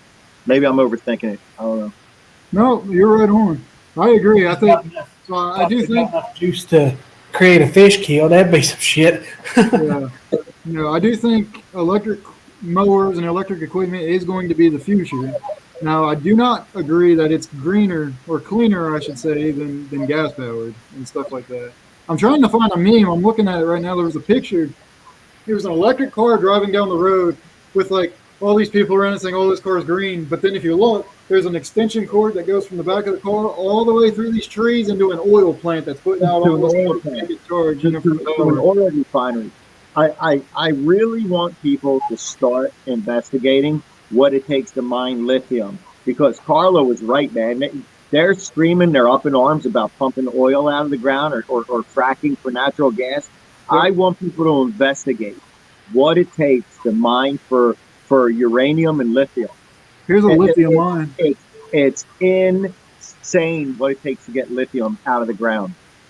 I don't understand, and I'm trying to keep politics out of it and everything, but I don't understand how so many people, they're wanting to get their way, they've gotten their way, and they've not researched or don't know nothing about what they're talking about. Yep. They think everything's going to be great and good, but it is not. Look at that. What's that, John? Is that a lithium mine? Is that mining? Lithium. Mining and blast mining? Yep. Carla, were you listening the whole time? Yeah, I heard some of it. Yeah, I was talking about that. Yeah, I was finding out about that. I was trying to pop up there when you were talking, man. I've been saying that. There was one of my buddies reached out. We worked together. He was actually young when he was going to college. He got into asset profit protection, which is a fancy European term for security and like risk compliance when we worked for Burberry. And he got in as a bonded and licensed security agent, basically as close as you get to becoming police for the oil refineries and nuclear plants here in Jersey. And it was What's your friend's name? 10 guys. Oh, okay. Left the place in January. It was the oldest oil refinery in New Jersey, and 550 jobs were lost at the end of last year and at the beginning of this year with the swipe of a pen. His name's not Dave? No. Okay. No, it's Pete Halloran. Okay, because I know a guy named Dave that had the same situation. That's what he was going to do. He called me up, and he's been saving up some money, and he was thinking about going into into lawn care like so many other people that are losing their jobs. It's as much as I love the industry, we are kind of looked at as like the fly by night guys. Like everyone thinks they're going to just go get a mower and a string trimmer and go start making money because like you can't just go start being a plumber. You can't just go start being a carpenter. You can't just go start being a bricklayer. You can grab a mower and a string trimmer and go start mowing grass. Doesn't mean you're going to be good at it, but you can. So, and we're talking in New Jersey, which has been a blue state for 60 some years. And the EPA is so corrupt up here. That's Maryland. So up everybody's ass. Like you couldn't even like wipe a piece of oil off one of the tanks and throw that napkin on the ground without like some government official showing up and whacking you with a fine. And they closed down the refinery because it's bad energy. And they're going to be scraping lithium up out of the ground and find out in 15 years from now that it murdered every species of birds that have flown over that mine for the last 20 years. But yep. What do I know? You want to hear something strange? I want to hear anything you have to say, bro. My dad was laughed at a county. I was there at a community meeting one time because we have a big power plant next to us, huge power plant that runs this whole Baltimore area. And my dad being a barber, he's always got somebody in his chair talking about different things, right? And so you have scientists, doctors, lawyers, everybody talking to him, you know what I mean? And he knew about things, about renewable energies that you can actually, because right next to the power plant is a shit plant. Okay? Right next to it. So you know where I'm getting at, right? Methane gas? Oh, yeah. Yep. And they were like, that's so stupid, that's so stupid. Well, guess what? 20 years later, that's what they got right there at the plant. Yep. Pop they it got off. one of them sitting right there. Pop it off top of an anaerobic digester. You got renewable energy right there that's, it ain't going to go away as long as humans are alive.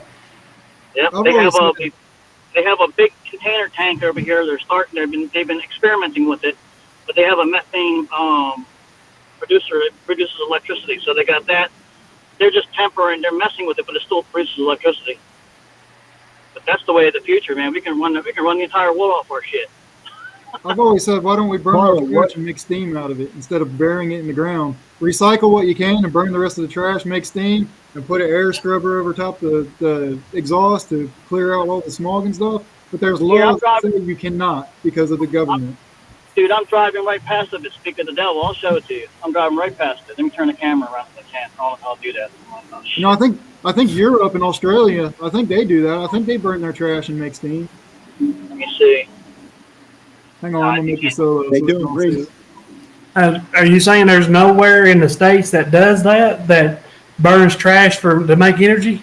I'm pretty sure that I think there is a few companies, but I'm pretty sure that there's like some federal laws and shit that say you can't do it. But I think some companies can. You have to look more into it. It's a way out of my price range, but there's some federal law. You can look it up where all these tree huggers said they're trying to make it to where you can't do that. But like Europe is doing it. Like I'm pretty sure that's what they all do with their trash. They do that. They do that in Greece. They do that in Greece a lot. They got Okay. incinerator plants. We have a bunch in New Jersey too. New Jersey is one of the states that does it. We do have incinerators, and they burn the trash and they melt down a lot of aluminum. I don't know what they do with the steam. I think some of them they do produce energy, but for God's sakes, we got the Delaware River that rips down the side of like 70% of the state, and the current there is wicked. Like, why don't we have a bunch of hydro plants just spinning turbines and creating energy? Like right from that, but I've always said how that. how they actually produce the methane? What are they just gathering the trash and burning it down? What are they doing to produce the methane? It's just a byproduct I'm of the just curious. anaerobic process. Okay, Anaerobic process is where you treat anaerobic digester is where you put the sludge that you want to get out of the plant. It eats it down, like the bugs and stuff that's in the water, eats it down to a more, compact material, I guess you could say. And anaerobic is where you're taking the oxygen away from that. Aerobic is where you're oxygenating it, aerating the water. And anaerobic digester, the methane is a byproduct of that kind of treatment. Have you ever seen, septic? You ever seen anything that turns septic? Like, it turns black, it turns septic, and then got that smell coming off. Yeah. That's just methane.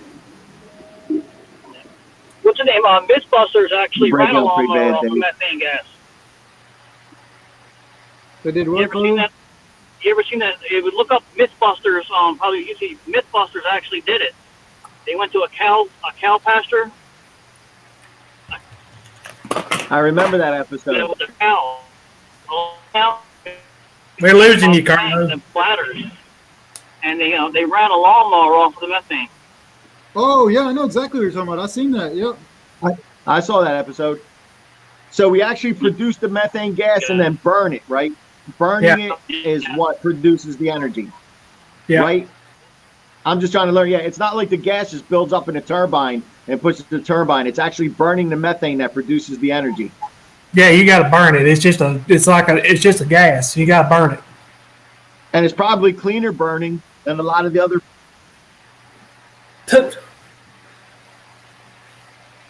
Sorry, Mike. I don't know where you went. Oh, I'm losing Carlo. Y'all losing me? Can you still hear me? I can hear you. You're still doing good. Hey, we lost everybody. Yeah. So I got to thinking, I was like, shit, is it my internet? Did you guys lose me yet? Here comes Mike. Sorry about that. If I caused that, my You're bad. good. No, you're good, brother. Gabe, did you hear what I said? You Not cut a out lot. in the middle of it. So I just love learning. So it's actually burning the gas will produce the energy. It's not like the gas builds up and they force it through turbines or anything. It's actually burning it, correct? You have to burn it, yeah. I think it sounds like a win-win, but what do we know? We're just guys that mow grass. Now, the only thing, the thing about methane, the production off of an anaerobic digester is they can blow up if you ain't careful. There's a picture from, like, it's so old, it's black and white picture. One of them blew up, and it, like, destroyed cars and everything around that digester. So, Well, I think oil refineries can blow up too, and anything else can blow up, right? oh yeah, but I just one of the risks that go with that, Mm-hmm. But, Mike, you don't know a guy named Dave Neekirk, do you? What? Say the last name one more time. Dave Neekirk? I think it's pronounced Newkirk. Neecurk, I believe. No, No, maybe. Oh man, I'm not. Man, you know me. I'm personable, bro. I'm always shaking hands and kissing Yeah. babies. I might have met him, man. I've had people like grab me on the street walking down one time, like, "Hey, you remember we hung out with such and such?" And I'm like, "Well, I know such and such, but I don't remember." Yeah, we were at this bar doing this. I'm like, "Yeah, man." Yeah. You I never was know. asking because he was a guy who used to be one of my supervisors back up there in Delaware. He lived in New Jersey, not far from where you said you live over there. I don't remember the city, but it was 30 minutes over the bridge. And that's what he went and did. What we were talking about, he went and he was in the process of becoming one of those armed guards for the nuclear power. This what is it, Salem nuclear power plant? There, he was in the You got process. Salem, yeah. You got Salem. Further north is Limerick. You got a few different power plants in Jersey. Okay, he was going for the Salem. I'm pretty sure it was to be an armed guard. Now I haven't talked to him in years now, but I think he fell into that where they were cutting, doing the layoffs and all that BS. I think he fell into that, but I don't know. Like I said, I haven't talked to him in years, but that's what he was going to do. Yeah, What I I missed? think I'm pretty sure Salem is still open, but just like all those other plants, man, they might be down to skeleton crew and hanging on by thread. You got the What's full this, the screen methane layout there, breakdown? David. See, this is more or less the same concept, and I linked you this page in the chat there, Mike, if you want to look into it a little more.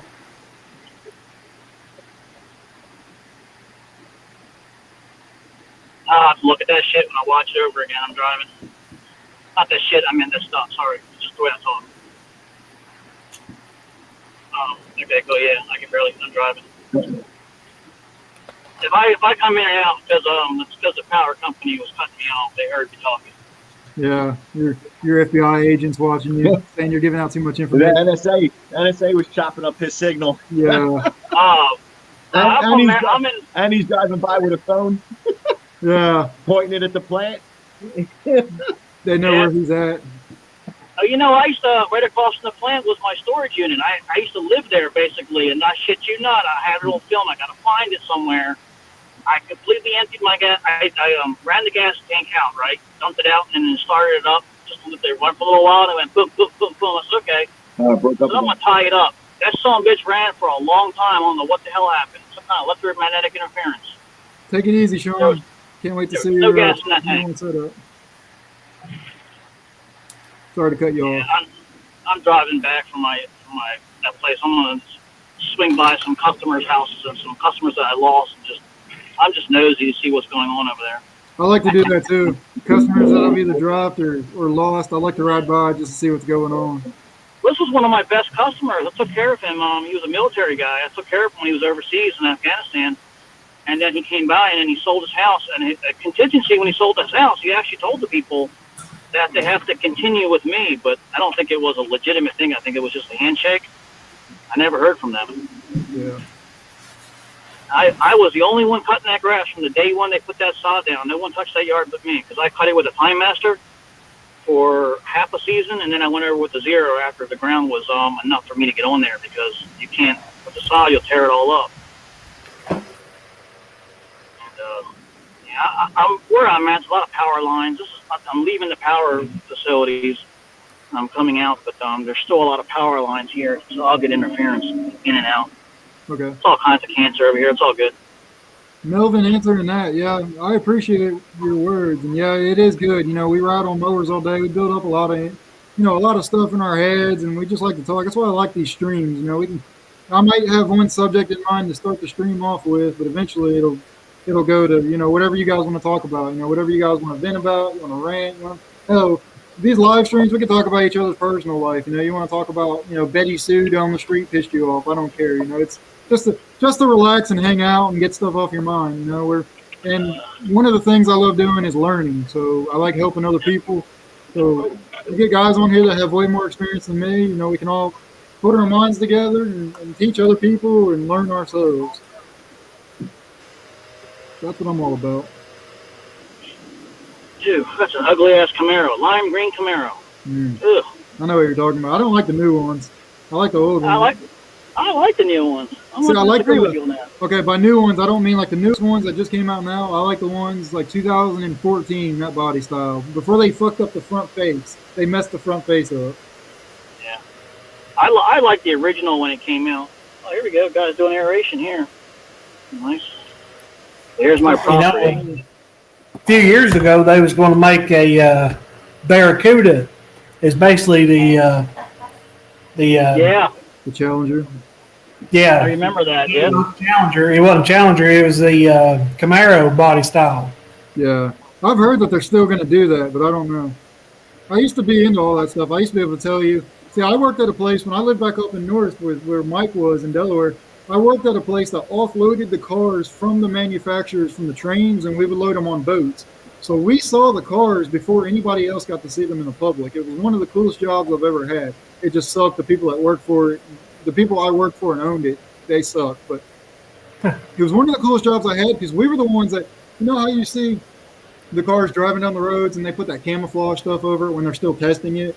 We were the ones that did that. We put the camouflage on it, and we got them off the trains, and we loaded them on boats that were going overseas and stuff like that. So that was cool. I got to see all kinds of shit. Well, I was also in with, I forget his last name, but it was Jan something or other. He was the lead guy from Chrysler. So I knew about the Hellcats, the 700 horsepower Chargers and Challengers. I knew about all of them before they were officially released, and that was back when I was big in the cars. So that was like a dream. That was like a wet job, a wet dream for me of a job. But Yeah. I hope if they do make a Barracuda remake that they make an actual good one. They got this Dodge Dart out now that I think puts a bad name on the Dart. And the Charger ain't really all that much better, it being a four-door like it is. But, I mean, it's still a better-looking car than that Dart is. Yeah, that Dart, they killed the Dart. That is a throwaway car for sure. My nephew has one. He lives a couple streets over, and that car it's a junk car. I'd love to have a Challenger, though. Yeah, I'm not a Dodge fan at all, but the new Challengers are freaking sick. Yeah. I owned one Dodge once, and I'll never own one again unless I buy like a Challenger. That'll be the only car. Or I drove a Dodge Viper, not the new one, but like the 90s model. I drove that 3 years ago, and that was a freaking fun car to drive.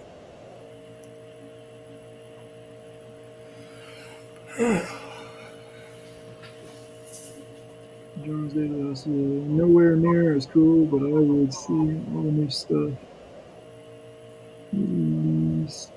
What's up, Lawnscapes of America? That's pretty cool. What's up, Lawnscapes? What did I miss? Oh, just some car talk. Just talking about okay. some cars. Nothing too important. Yeah. I was talking to you about the Camaro, and then I think went that. Yeah. Your FBI agent said nope.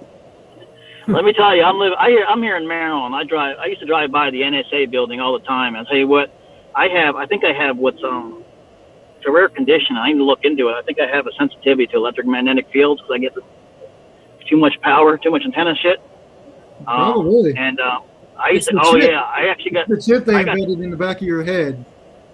That is. I'm like, I'll get into that one day. I ain't gonna tell you too much about that. There's a truth to that. My cousin used to joke with me when I was a kid all the time. He used to say, Carlo, but they give you this hat with aluminum foil and so they can't steal your thoughts. You know what? That's actually a true theory. Aluminum foil blocks the what do you call that? I forget that. Can't remember the name now. You know, the waves. You know, Damn, the thing. Huh? How'd that go again? You know the thing. Oh, that's how was Joe Biden. Oh, you know the thing. Yeah. What did he say? The anti-true hysteria, whatever he said. I know you guys. It was freaking hilarious when he said that.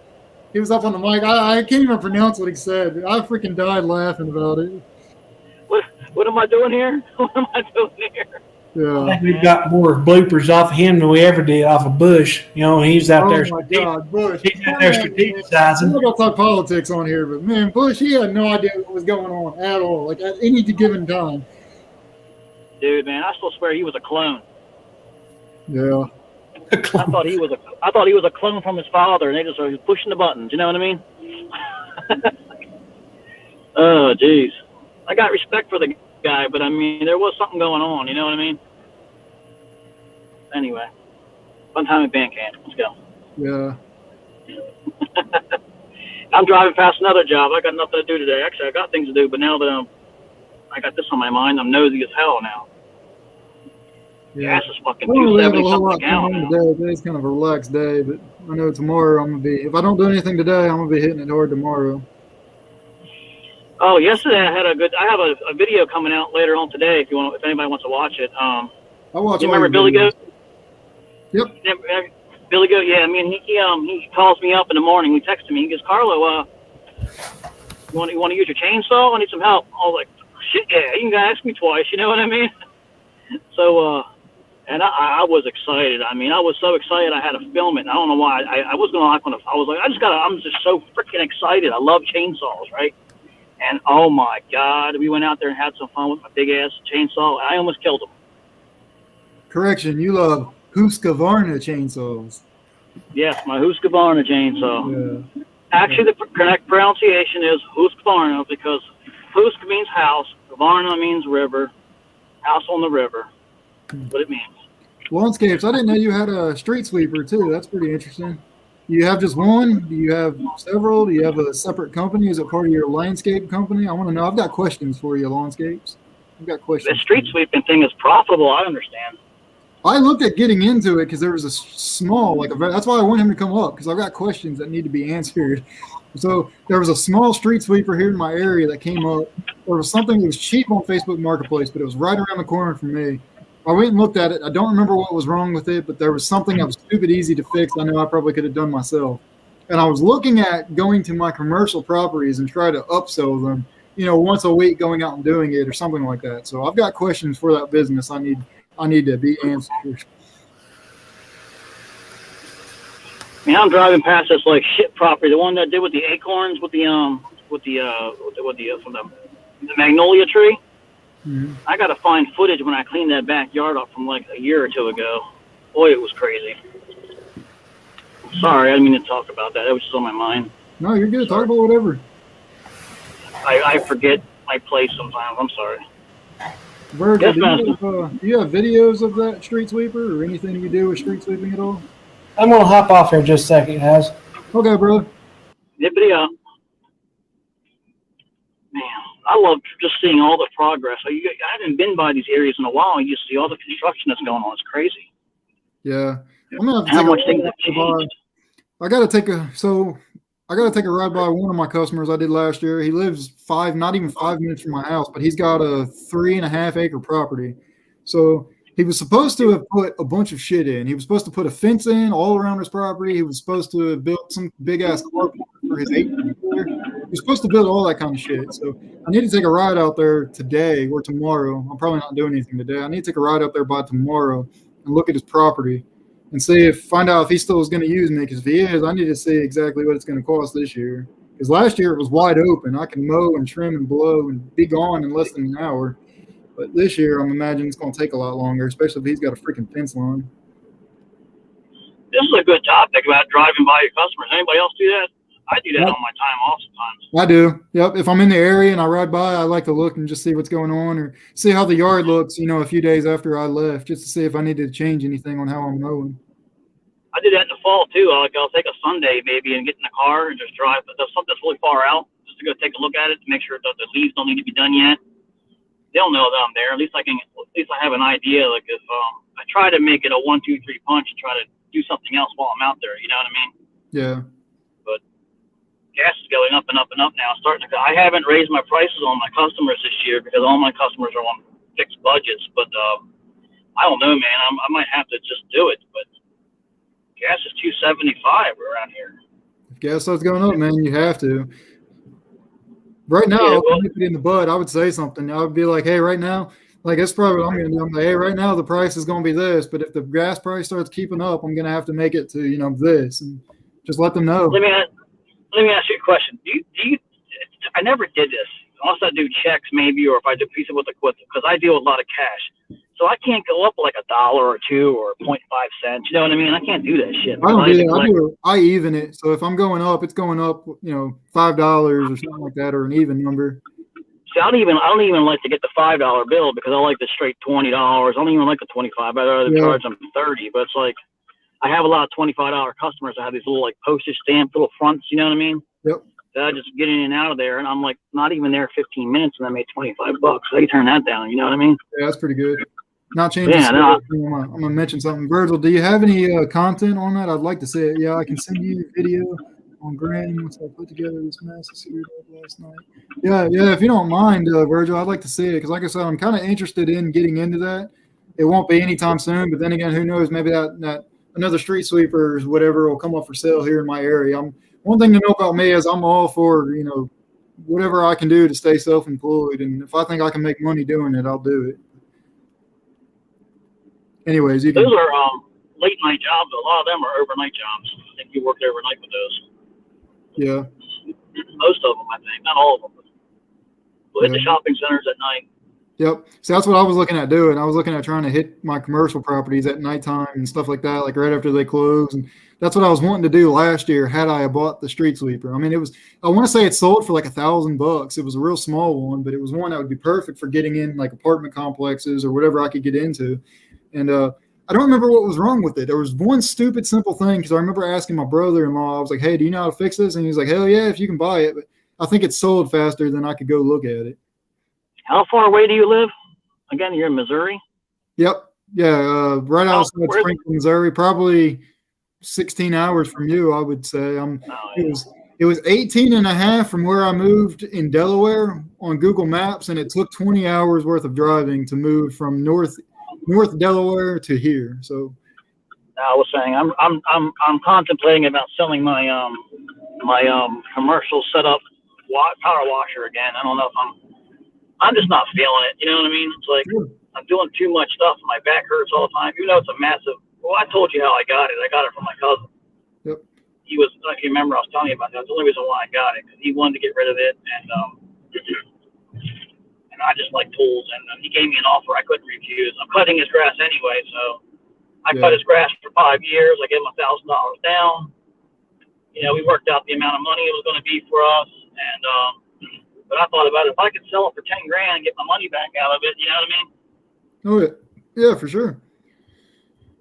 But it's full on commercial. But the thing is, you need to be up to date now. You got to add you need to add a soft wash system to it. But you can fakely do it by adding a nozzle jet on the end. But then here I go again. I'm starting to get into a whole entire different industry. You know what I mean?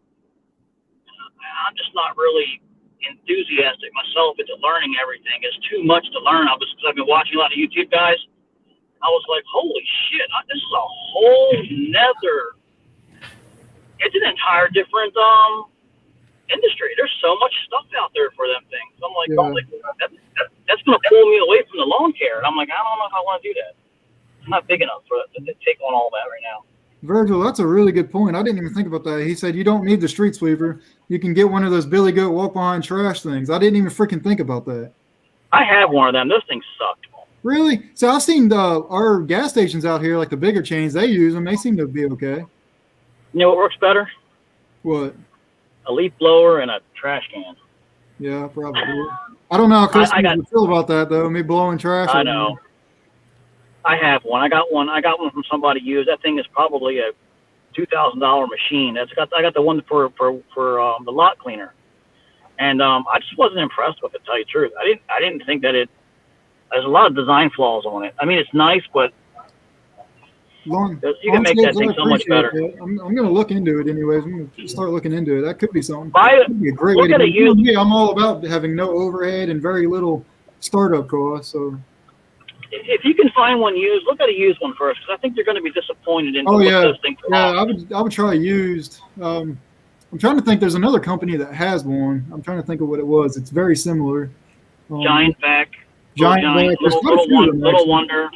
Yeah. Melvin's got a question for you, Carlo. He wants to know what service cleaner are you using? Service cleaner. Surface cleaner? Yep. I don't know the brand of it, but it's full on commercial. It's got 2 handles on it. It's like bigger than a lawnmower. I don't know if it's like 20 inches or 30 inches. I don't know how big it is. I got a video on it. It came with the whole setup, but that's the one reason why I got it, was just for that surface cleaner. I did my house. I did one of my customers. I did 2 of my customers with it, and the results are night and day. I mean, it's just phenomenal. But the thing is, you get soaked like a motherfucker. I mean, you're wearing it. You know what I mean? Yeah. I'm looking at doing it a little bit on the side. I'm going to try and dip into just doing driveways and stuff and try to upsell some of my customers this year. And just a little bit to get into it, just to see if I like it. And we'll see what happens. I mean, I've always had a power washer because I grew up in construction, and every construction job that I had, we've always had to go rent a power washer to clean something off here, do this, do that. You know what I mean? Oh, yeah. I have myself a DeWalt, 3100 or 3200 PSI one. That's a really nice one that I got having the junkier ones, the home store ones. And then I got that one, and I really didn't need it because I can make plenty of money with that DeWalt one. I really don't need all this setup. But if you've seen my setup, it's like a fire truck. Like basically, it's got a trailer. It's all red. It's got a 200-gallon tank on it. It's got the wind-up wheels on the back. Oh yeah, it has a diesel heater tank on top of it. The heat is awesome. I had to get my neighbor to fix. He's like a engineer or something. He fixed it all for me and everything. But I just got home. I got the Amazon guy blocking my driveway. He's taking pictures of his package. Not his package. He's taking pictures of anyway, you know what I mean. Whoa. What's going on? He's taking pictures of the package. He's not taking the package. He's taking pictures of his package that he dropped on the ground to. Is he giving you his package, or is he giving you your package? Well, I was going to see if he wanted my package. I don't know. Does he handle your package with care? He handles it with care. He was really diligent with it. Okay. That's good to know. Yeah, Bugs Bunny. Was he carrying your package with one hand or 2 hands? Dude, I don't know, but he dropped it. It's on the ground there in front of the door. They never listened to my instructions. I say put it inside the bench so nobody could he sees even find your package? Yeah. He couldn't find the package, could he? I'm not messing with his package. He's a black guy. I'll leave him alone. He got me beat. I'm back in my thing now. So, David, what are you up to? Well, obviously, you're working. You work tomorrow, too, don't you? Yeah. Well, at the moment, Lon won. He was trying to figure out how to get up there, and I was trying to help him. I told him what I could, and where he's using a cell phone. I don't use cell phones for this, so I'm not sure. It's the whole new animal to me. Long one, if you're still up here, I can show you. If he's still here, I can show you on my phone. I don't know. If you're still here, Long one, you can watch this. So here's on my phone. You can see the link. There we go. You see the link? Oh, this is hard. You click the link, and it'll bring you this up. I have horrible Wi-Fi. All you do is you put your information in, you click enter broadcast, and you come right on up.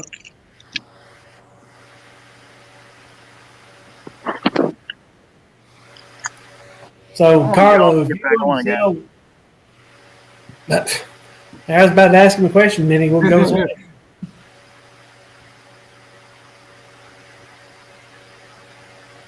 Trucking down under says, "Morning, Dave." Let's see you down there. What's going on, Mark? Mark, that's his name. I gotta remember. The guy on horrible names. Mark.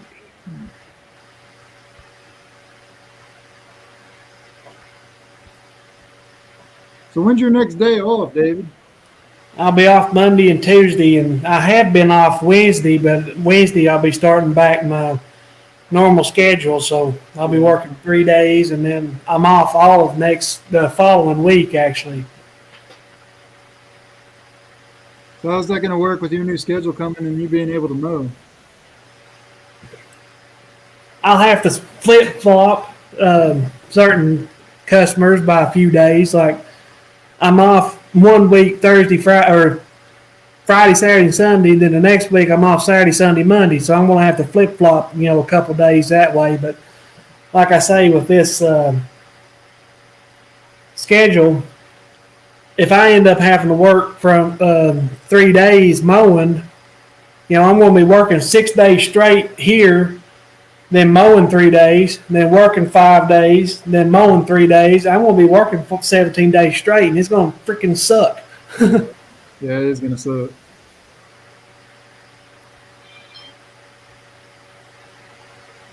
Yeah, I used to work 2 full-time jobs back when I lived up north. That was a lot of fun. Never had a freaking day off.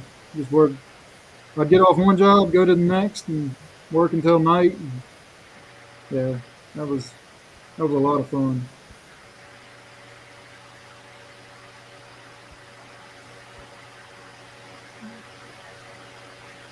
So what's everybody else up to today? Trucking down under? What are you up to? Said you're 3 hours from home?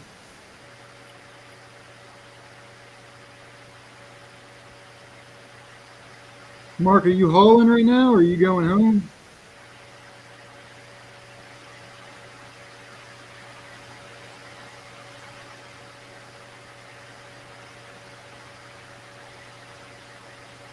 Money making Mike, are you still here? Long one. If anybody's got a certain topic they want to talk about, feel free to ask it or comment it. I'm always up for new topics and talking. And everybody's welcome to come on up on the panel. Like I said, if you've not been up on my panel yet before, I appreciate you and encourage you to come on up and introduce yourself. Well, it's one time at band camp. Yeah. Yeah. Tell us more about that one time at band camp, Dave. Tell us more. I've actually never watched that movie. I've just seen that. I've just seen that clip, and that's it. What is it even from? Is that American Pie? Yeah, the original, the first one. Yeah, I've never seen it. There's apparently more of them out. I thought they stopped making them, but apparently there's, I don't know. There's at least 3 of them that I've seen that I saw that I have not watched yet because I didn't know they existed.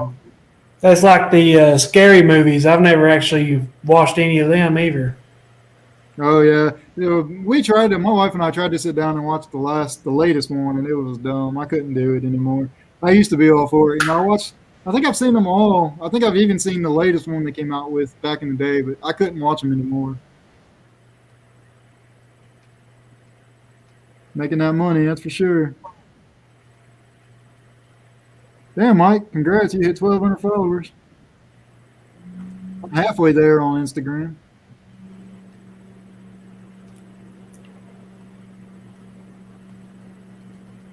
I'm halfway there.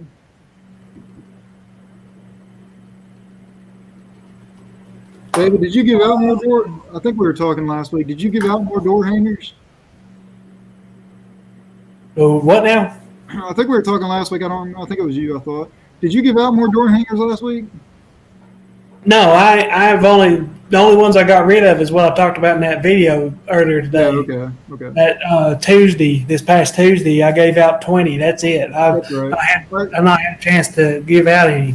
I remember you were talking about somewhere. For some reason, I thought I watch so much videos, and it's been such a long day. I'm just sitting here thinking I get stuff mixed up. I'm like, wait, who are we talking about? And who said that? Now, I wanted to. My whole plan of going down there was to give out door hangers. And then that hauling job came up, and I jumped on it, and it took all day. And by the time I was done and eating that burger, I couldn't do it. Yeah. I managed to give out a few, but that was it. But what I'm thinking about doing now is just I'm going to advertise on Facebook and in the newspaper, and whenever I go down there, I'll hand them out then, because I'm just tired of making special trips down there. I've been down there like 3 or 4 times now for various stuff. Mm-hmm. Yeah, it was a cool little hauling job. I like watching different stuff all the time. That's why I try to break up, like doing junk removals and stuff like that. And, like right now, I'm pretty tired of watching snow removal videos and people plowing and stuff like that. So to change it up, I always enjoy watching something else. Yeah, Landscapes of America, I definitely will. I'm going to look into it. Right now I'm trying to get my season started for the lawn care side, but I'm always looking to venture out and offer more services and stuff like that, especially this year. So Yeah. I definitely will message you for sure because I need to pick your brain on stuff about that. Because I don't know anything about that service or that industry yet. There was a company that had a small street sweeper that goes in the back of a truck that would do the one of the local banks. I think that's what he has. I think he said it was mounted on a Chevy. It goes in the back. I think that's what he's got. But I've not. I used to see them all the time, and it seemed like last year that I may have seen them only like once or something there. I don't know if they started just servicing at night more or something, or maybe if there wasn't quite as much traffic due to people not being able to go to the bank, or what the deal was.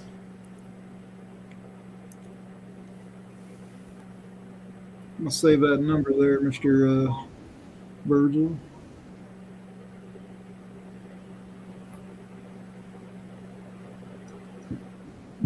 I appreciate that, Virgil, putting your number and stuff out there. Well, where did Lawn One go?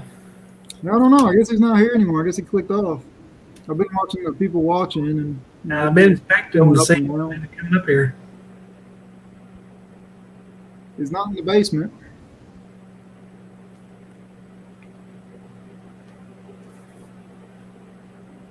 Yeah, I definitely respect that a lot, Virgil. I appreciate it.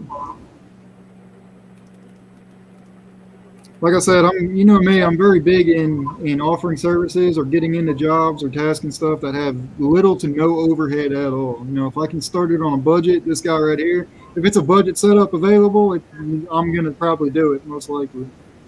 You know, might not be the best, might not be the best way to do things, but it's the way I do it, and hell, it's got me this far so far. So.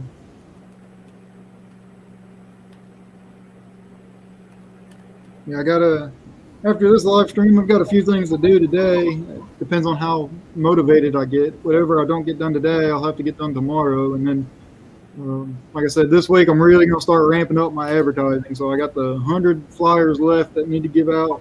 I'm going to give them out and then start working on my online advertising and stuff. I'm really going to ramp up on it. And we'll see what I can get and what I can do this week. And then I'll probably start looking into doing stuff like that, offering other services, but I think it'll be good. We'll see. I'm excited. I've been thinking about Monday. Well, Monday I'm going to aerate my yard, but I've been thinking about going ahead and mowing the front. Well, the front's all I'm going to aerate anyway, but I don't know exactly what I'm going to do. I thought about going ahead and cutting it, getting it down good and low. Was Mikey put on his Facebook, he talks like cutting it low helps it green up faster. And then I watched Nick Saving Green and he said the exact opposite. Said wait until warmer weather to cut low. Yeah. So I cut mine low in the fall time for the winter. I cut mine low, and it's still low. It's going to start to grow, but I think I'm not going to cut it again. I'm going to until it needs to be. I'm going to aerate it. And I'm waiting for this guy. I got a customer. I'm supposed to do I think I mentioned it earlier. I'm supposed to do a top dressing, and I'm going to use a seed slicer I've never used before. It's basically, I don't know if you know what a seed slicer is, but it's like an aerator, except for it plants seeds and it puts them into the ground pretty aggressively. Yeah. So I was waiting to hear back from him if he's going to let me do it this week. I'm going to use that same seed slicer on my own personal yard. Instead of going to aerate it and then use that and aggressively put good seed down and see if I can get it to grow this year. Yeah, there's Lawn One. Hey, Lawn One, I don't know if you've seen it earlier, but John, he went over how to join up on the StreamYard. If you still want to try, you want to show him again real quick, John? I can show you again if you still want to try Lawn One. It's pretty simple on your phone. So, yeah, I've never done aeration or anything at all, but I'm probably going to Monday aerate my yard, and I'll probably wait just one more week, and I'm going to either put lime and fertilize on it or maybe just lime. I'm not sure. Probably just lime because I believe with just lime, it'll really take off. Yeah. So, Lawn One, I'll show you how to do it again.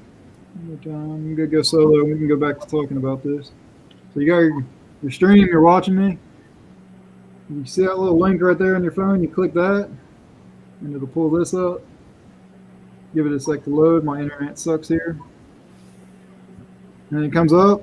You just make sure your mic works. You make sure your video looks good. And then you click that little link right there, and it'll pull you up on the channel. I don't think you'll be able to see people's comments using your phone, but you can still talk and see us and everything, and it's going to look, just like what that looks like right there. So if that helps you out at all. I think it would be cool to have an option to where anybody that comes up here, like the host, can set it so that anybody that comes up here can see who's in the basement. That way, if the host don't see them, who else is up on the panel can be like, hey, there's somebody wanting to come up or whatever. Yeah, I agree. I think that's a good idea. Have it as an option you can turn on and off. I wish people on the panel, if you let them on the panel, especially if they're a moderator, I wish they could click on comments and pull them up and stuff like that. You know what I mean? Yeah, that too. I really wish they could do that. That would be a big help for anybody really, especially some of these guys that get like 4+ people in a StreamYard stream. Yep. Yeah, it'd be a big help. Get a lot of people in there, especially when you get some of these bigger channels or you have some of your bigger live streams and there's all these people in there and your comments are just going up and up. You're like, damn, I can't keep up. Yeah. I think it'd be a big help. But yeah, I'm really looking forward to seeing just what kind of yards and whatnot I get. If I have no use for that walk behind much, it's going to sit. I'm probably going to go back to my 12-foot trailer because it just ain't going to be worth me pulling a 14-foot for one mower. If I don't have to have that walk behind, I'm not pulling it. Yeah, I agree. He said every time he hits it, it don't show that. I wonder what it shows. Maybe he has to make a StreamYard account. Maybe, have you ever been up on anybody's stream before? That probably makes a difference. Yeah, that's probably why it doesn't show that. He's probably right. Yeah, you might have to make a StreamYard account. It's free. I mean, I don't think it requires your social security or anything. You don't have to give any personal information. I don't know. That seems weird. It looks like they wouldn't make it like that. It looks like people that want to join, you would think you wouldn't have to have an account. If you want to go live, you would have to. I don't know. It may be. I don't remember. I'm trying to think of the first time I went live on Acme Mowings back in November or whatever it was. Because I only used my phone then, but I don't remember what it did. That would be worth a try, Lawn One. Make an account through StreamYard. It just kind of installs the program in your browser. It ain't hardly nothing to set up. It's not very hard, so maybe worth a try. So that makes sense. Oh, you come on up on the panel, Lawn One, and we'll see what it takes to get you back on up here. Just come up on the panel, and I'll make your link solo to where you can show us what exactly is going on. Oh, he actually got up to the back door? No, I was joking because we're trying to get him up here. Yeah, you can't come up here. Come up here and show us what you're doing wrong. Yeah. Carlo, I see you down there. It says device is not oh, well, there we go.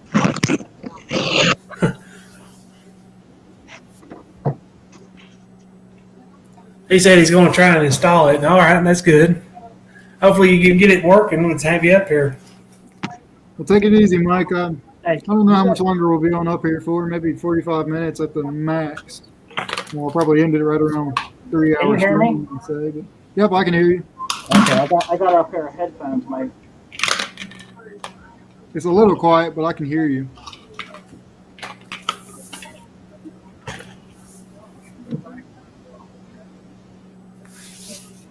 Yeah. So are you done for the day now, Carlo? Yeah, I'm kind of just hanging in here. Yeah. You know what? I'm gonna change this. This one, so maybe this talks. Can you hear me now? Still the same. I mean, I can hear you. Damn it! None of that shit works. You know what? I'm gonna change this. This. I think you have a. Do you have something running in the background? Who, me? I can hear you. There you go. Is that better? I closed the background. Is that better? Yeah, there we go. At least I think Okay, it is. yeah. I keep forgetting to close out the other tab, but can you hear me fine? Okay, I don't know why it's working fine now. But yeah, I heard a little bit about you guys talking about texting on the thing. And you can't, I'm on the computer, so. Was it back or something? What's that? Like it's off. That's weird. Oh yeah, it's delayed, majorly delayed. Yeah, that's what I thought. It's like a really big delay.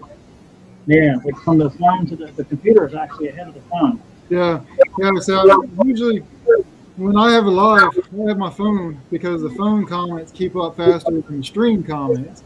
But then it trips me out because when I turn and look at my phone, it shows my head wherever I was like 60 seconds ago. I just turned the volume off on the phone so it doesn't interfere with what I'm trying to hear you There we guys say. go. That's what it was. No, as long as you can hear my voice, because I remember last time it sounded like I was talking to a toilet. Yeah. I don't know what it was on, but I got this on Toshiba. I thought it was like top of the line when I got it. I don't know, 10 years ago. How long ago? Yeah. Oh, man, I love, geez, time goes by so fast. Probably at least 5 years, maybe a little more than that, about 5, 6 years old. Yeah, maybe 10 years. Holy crap. Wow. Now I gotta go buy a new one. Yeah, I was about to say, hell, after 1 year, it's outdated. Time to get a new one. This thing's carbon fiber. It was all, at the time, it was like the shit's giggle, you know? It's pretty nice. Oh, maybe I could trade the carbon fiber in some Bitcoin or something, who knows? Yeah. So what's the topic? We don't have a topic right now. Whatever you want to talk about. I found Carlo a box of goodies here on Facebook. Somebody's got like 2 or 3 big old boxes full of Husqvarna chainsaw parts. Oh, there you go. Where are they located? Rutledge, Tennessee. That's too far. You know, they sell something new now. They got Care shipping package now. to 'em. Have you tried their shipping on Facebook Marketplace? I haven't yet. I don't understand how that works. They say you can add shipping, and I don't know if they're taking care of the cost or the customer pays for it. I thought that's pretty cool. I thought that you had to pay for it. They said no, the customer pays for it. That's pretty freaking cool. Like if somebody wants to buy, I want to sell something to you. I've seen a lot of posts that people have like ships to you and all this crap and whatnot. And then you look into it and it says like the shipping cost, and a lot of times it's next to nothing. And I always thought there was just like scammer things or something there. I mean, that's it's stupid. I mean, that's what I thought too. I thought it was a scam, but there's a lot of cool things that I see on there that people are selling that are just nowhere near you, but the shipping cost is so low that it's like, wait a minute, I'm going to send you $50 for a nice leaf blower, and I'm going to get a little freaking Matchbox car in the mail. You know what I mean? yeah. I'm going to grab my.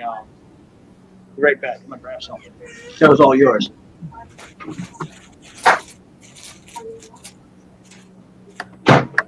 You see why I can't lose weight, Dave? Like chicken nuggets in a freaking microwave. That was my kryptonite. That was kind of my kryptonite last year. Most of the time, my helper would want to stop at McDonald's, and I stop there, and we usually get the same thing. You get a chicken nuggets and fries and a drink. My problem was I stopped at McDonald's so much my helper couldn't stand it. He was like, "No, I'm not stopping there." My energy problems that I've talked about before, my doctor kind of thinks I might be slightly anemic. And I'm going to go Tuesday on my way to the thyroid doctor to stop in there and give more blood. And they're going to check my blood levels. But I'm on a big vitamin complex right now, so it shouldn't be low. And I eat chicken and spinach and stuff like that almost every single day, so I don't see why my iron would really be low. Maybe you got too much. Possibly. Iron's I don't know. Last year, it was so bad. I mean, there was 2 or 3 times throughout the year that I would almost collapse. I'd just start feeling faint and no energy or nothing. And I wasn't really working super duper hard either. Yeah. I don't know what it is. Yeah. I need to figure it out. Yesterday, Susie and her son were both talking about, because I was talking about, I can't freaking lose weight, so they're all agreeing to try to eat healthy too, to try to help me out, I guess. Yeah, so we're all doing here today. As, I mean, I'm not super overweight, but I mean, I've been going up and down to the point where I'm going up so much again. But at one time I was 230, and it didn't feel good. I know that's, for some people that's not even heavy, but for me that's heavy. You know what I mean? And Yeah. well, based on how you are, and I was my belly's getting bigger and stuff like that. I put on my chaps yesterday to go cut some chainsaw work. I couldn't fit them more. I'm like, what the hell? I had to stretch the thing out about this far. I was like, holy shit! I really did gain some weight. You know? And then Yeah. I put my clothes in the dryer this morning. I went to go wear them, and I told Susie, I said, yeah, the dryer shrunk my clothes. She goes, that wasn't the dryer, that was your stomach. Oh, man. You know what it is, because I'm not working right now. And, we're all not working, so we're all sitting around, So everybody still there, or am I the only one here? Nope, I'm here. What you mean? What I miss? I don't know, I was talking. Dave's still there? I think I lost Dave. Yeah, I think I lost Dave too. I'm here. I got preoccupied looking at Facebook here for a second. Oh. Damn, I come Like, back. I'm leaving now. It was a pretty good conversation. I was listening to some of it in the truck while I wasn't able to get on about the lithium stuff. I was telling you guys about it, and Mike was talking about it. The lithium mines and how. Take it easy, Melvin. What was that? Sorry, Carla. Sorry. What'd you say? Sorry. No, you're He fine. said chicken nugget. Nom. Oh, yeah. What are you eating? Chicken nuggets. Sapsucker. All right, so you guys, here's a random topic we can talk about since we just brought up chicken nuggets. So my wife has to be on this like gluten-free diet and like all kinds of. She's allergic to freaking everything, right? Mm-hmm. We started eating those fake chicken nuggets. They're plant-based. Let me tell you, they're freaking good. It tastes just like McDonald's. Well, it tastes better than McDonald's chicken nuggets. Like for them being not real chicken, it's plant fibers and all kinds of weird shit. It's good. So does it taste like chicken? It tastes better than chicken. Like for frozen chicken nuggets, it tastes better than frozen chicken nuggets. That's interesting. It's it's weird. It's an oddly satisfying. At first, I'm looking at them, I'm like, that sounds gross. You hear about all this plant-based shit. Like they make plant-based steaks and stuff now. I'm like, Well, that Wonder Burger is really good. I watched I haven't had that. a video. A woman was making keto hash browns, and I think she made a dough and then shredded it. It was like thick enough to where she could shred it and made it, hash brown. But she put mashed potato extract in it.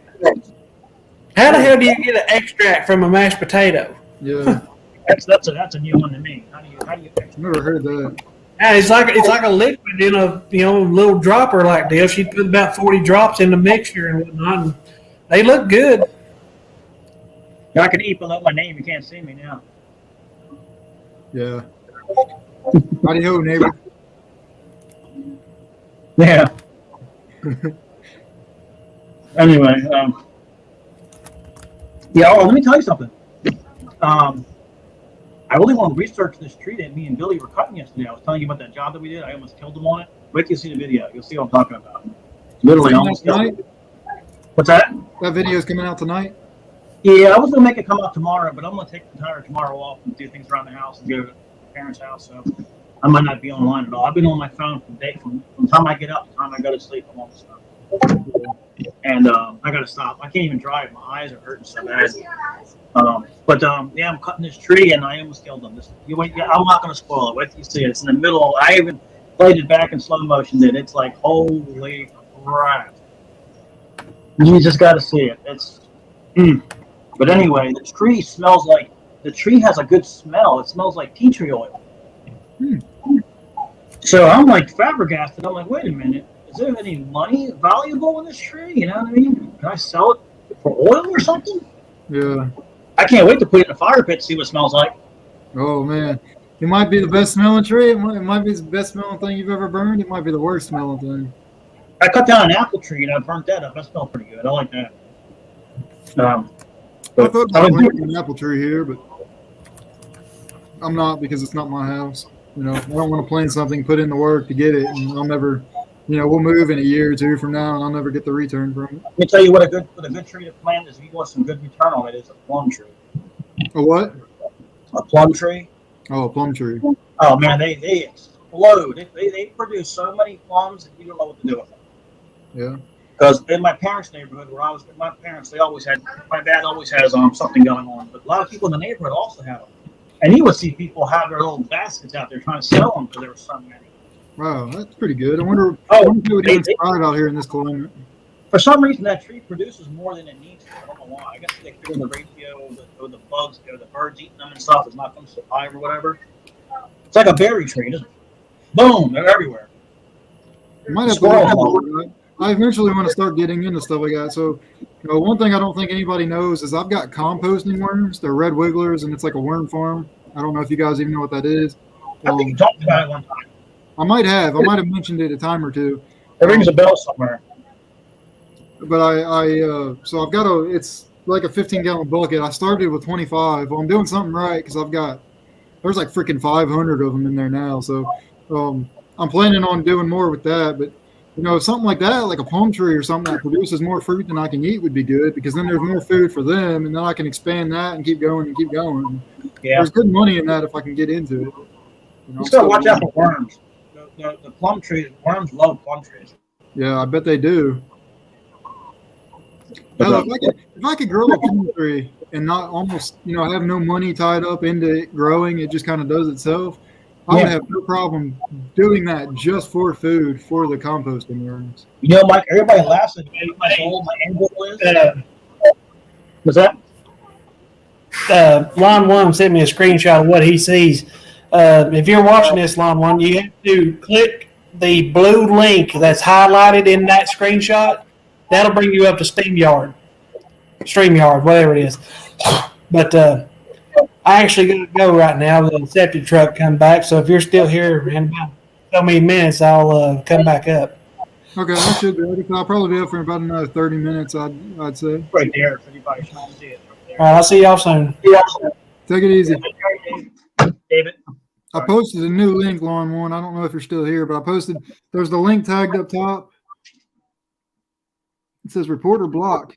Are you holding it or are you just clicking it? You got to click on that right there. Yeah. I don't know if you're holding it. You just got to click on it. You probably have to give it a good tap.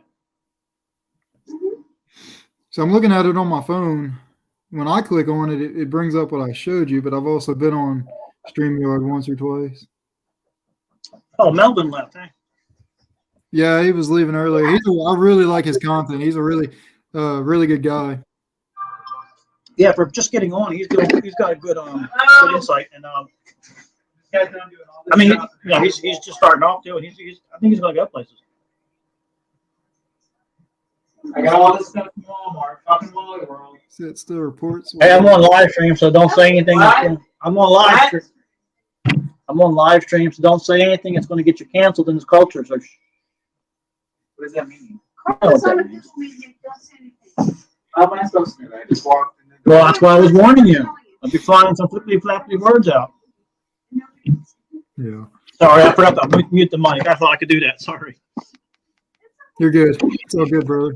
It's entertaining for the people watching. We joke about that stuff all the time, so he knows what I'm talking about. Yeah. We're all on the same page. But, It's not like we have 1,000 people in here watching. We only have how many people do you have in here? 7. That's it? Yeah, we had 9. We've been budgeting. We've been bouncing back and forth between 10 and 9, but now 2 people left, so we're down to. Did you lose them because I came on? No, this has been a slower stream than normal. I haven't had that many people on. Like the last stream I did, there was like 20 something people. Well, it's probably because the weather's getting warmer now. Everybody's out. Exactly. That's why I'm going to start pushing my live streams later in the evening when more people are, are home inside and hanging out and stuff. So Typically, normally, I'd be out there right now hustling, trying to get some side work going on right now. But yeah, that's what I'd be doing right now too. That's what I plan on doing here. I plan on at least getting some stuff done around the house here, and then tomorrow, whatever I don't do today, I'm going to be busting ass tomorrow trying to get stuff done. Yeah, next year is going to be different. I'm not going to take the lazy time I did this year. I made good money this year, so I was able to. Not trying to brag or anything, but I finally did good. The first year, I finally made a profit where I could just sit back and just, I'm taking my time. I'm not hurting myself. I deserve it. And but so I just said, but now I'm starting to hurt because my bank account's down to almost nothing now. I'm like, shit. Yeah.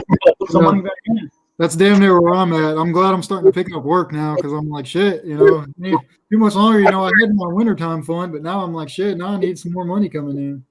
Mm-hmm. Yeah, I looked at my bank statement and I was like, oh, God.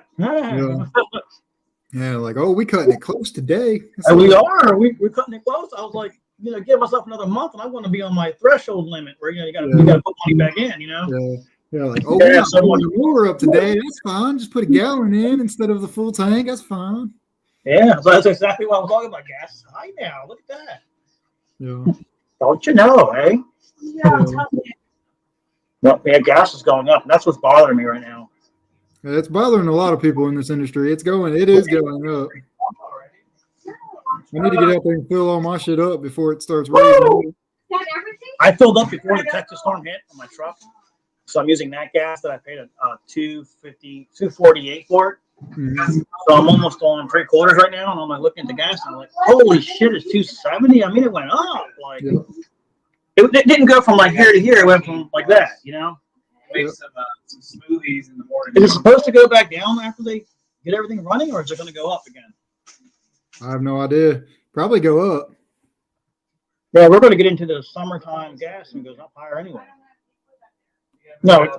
What is up, Deep Roots Long Hair? What's up, brother? I just about to get off because you got on. Oh shit! There's a couple guys out here that do a lot of the fertilizer. I'm not a pro into that, but what's the ideal stuff to start putting down there? What's that? What's the ideal chemical to start putting down? Is it just weed and feed, or is it like 10-10-10 or lime, or what's to put down now? I don't know. I'm still new at that. I believe weed and feed right now. That's what I was going to put on my own personal yard anyways. So I buddied up with the guy that he does fertilizing and spraying and stuff out here. So when it comes to that stuff, I don't do anything with it. I'll give that stuff to him. If you ever got any insight on that, that's something I want to learn. I want to start to learn that stuff because I'm losing a lot of money to the fertilizer guys. Yeah. I thought I was going to get into it, but now that I've kind of partnered up with him, I just give him all of the fertilizing stuff, and he gives me all his mowing stuff. So, see, my customers ask me all the time, and I always turn them down. The only ones that I do are the ones who are well-paying customers, and I'm like, well, hey, I can make $60 just walking around the circle. I'll do that. Yeah. You know what I mean? Yeah. See, I don't have any customers. I've not had a single customer ask me about spraying at all yet. So. Well, don't advertise for it. Let me tell you, unless you have a license for it. Yeah.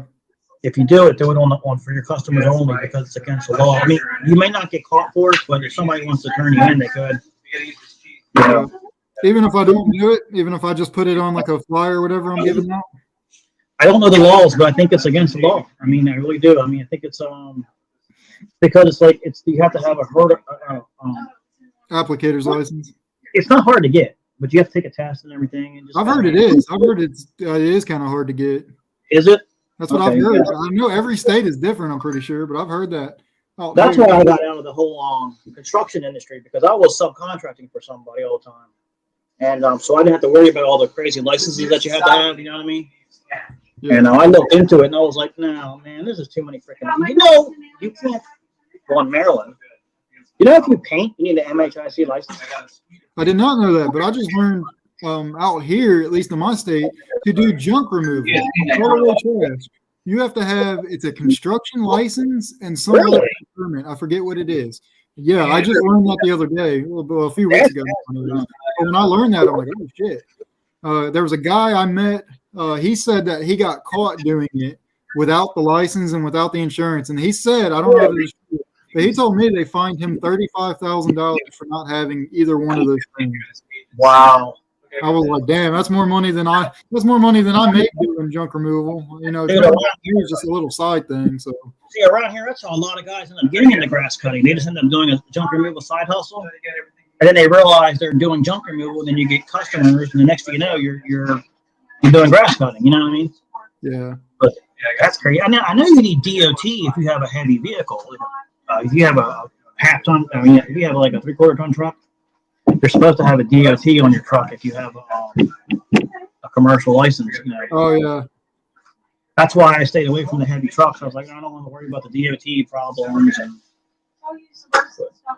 you can analysis paralysis. They call that yourself to death with that stuff if you really think about it. You know what I mean? Yeah. Sean, give me 1 second. I'll give you his name. You might know him. Put in the refrigerator. Okay, did you take something? Oh, it's Mitchell. A guy named Mitchell out here. He's based, Sean, it's a guy named Mitchell out here. He's based out of where's it at? Not Ozark. It's right outside of Ozark, but he sprays out here in the area. He sprays Springfield.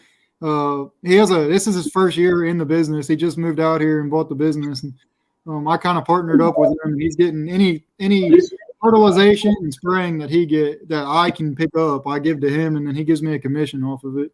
And then he gives me all the lawn mowing stuff. You guys talk. Oh, you're talking about Facebook, Hazardra? What is up, Mr. Steve? Hey, look who's on there. Happy to have you in the house. That's right. Sean, I can't pronounce his last name. It starts with a P. I always forget it. He's a pretty nice guy. Oh, he owns Sean. It's the Deep Roots Lawn Care. Or not Deep Roots Lawn Care. Sorry, that's your name. Fuck. Dr. Green Thumb. He's got a big ass van, drives around. It's got a thumb like this, and the thumb is green. That's his business. We have a guy called Long Doctor around here who has that same logo. Yeah, Lawn Doctor. Yeah, that's it. That's the franchise he bought into. It's a franchise, yeah. It's a franchise. Anybody can buy it. You can be a one-man operation, or you can be a 30 guys, whatever you want, you know. Oh, Sean, I'm getting confused with what you're asking. Sorry, that's what I'm talking about is not answering the right question, Sean. That guy was a guy I've met on TikTok doing junk removals and stuff. I don't know who fined him, whether it was the state or whatever. I don't even know if what he was telling me was true. He was just saying that he got caught and got charged $35,000 for not having it. So that's when I looked up here because he told me, he goes, if you do junk removal, make sure you check your state's requirements.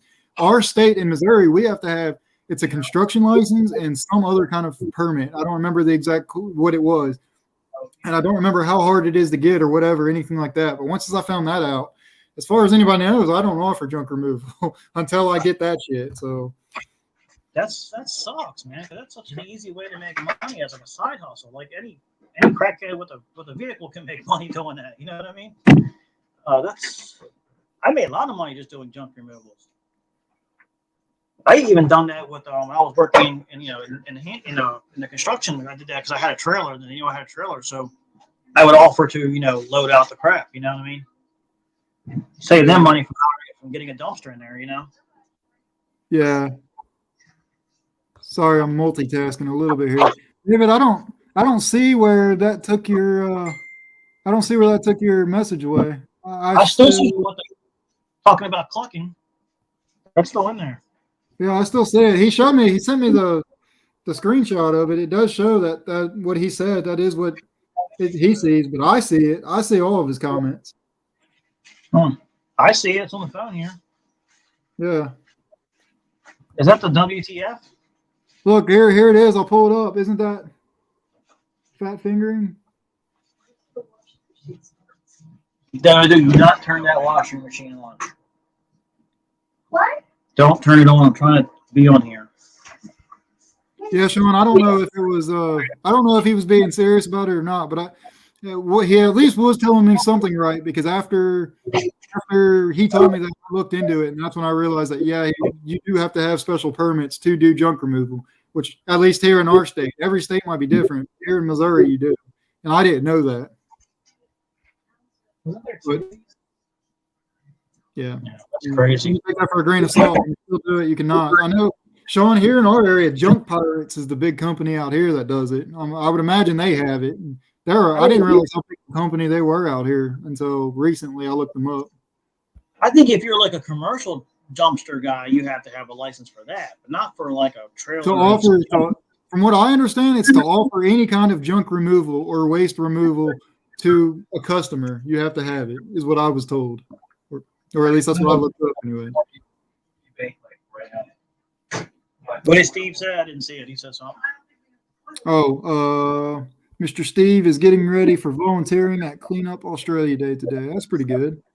That'd be pretty cool. Clean it up. Yeah, he's in one of them areas like in Florida where they have that seasonal year-round grass cutting. You know. Yeah.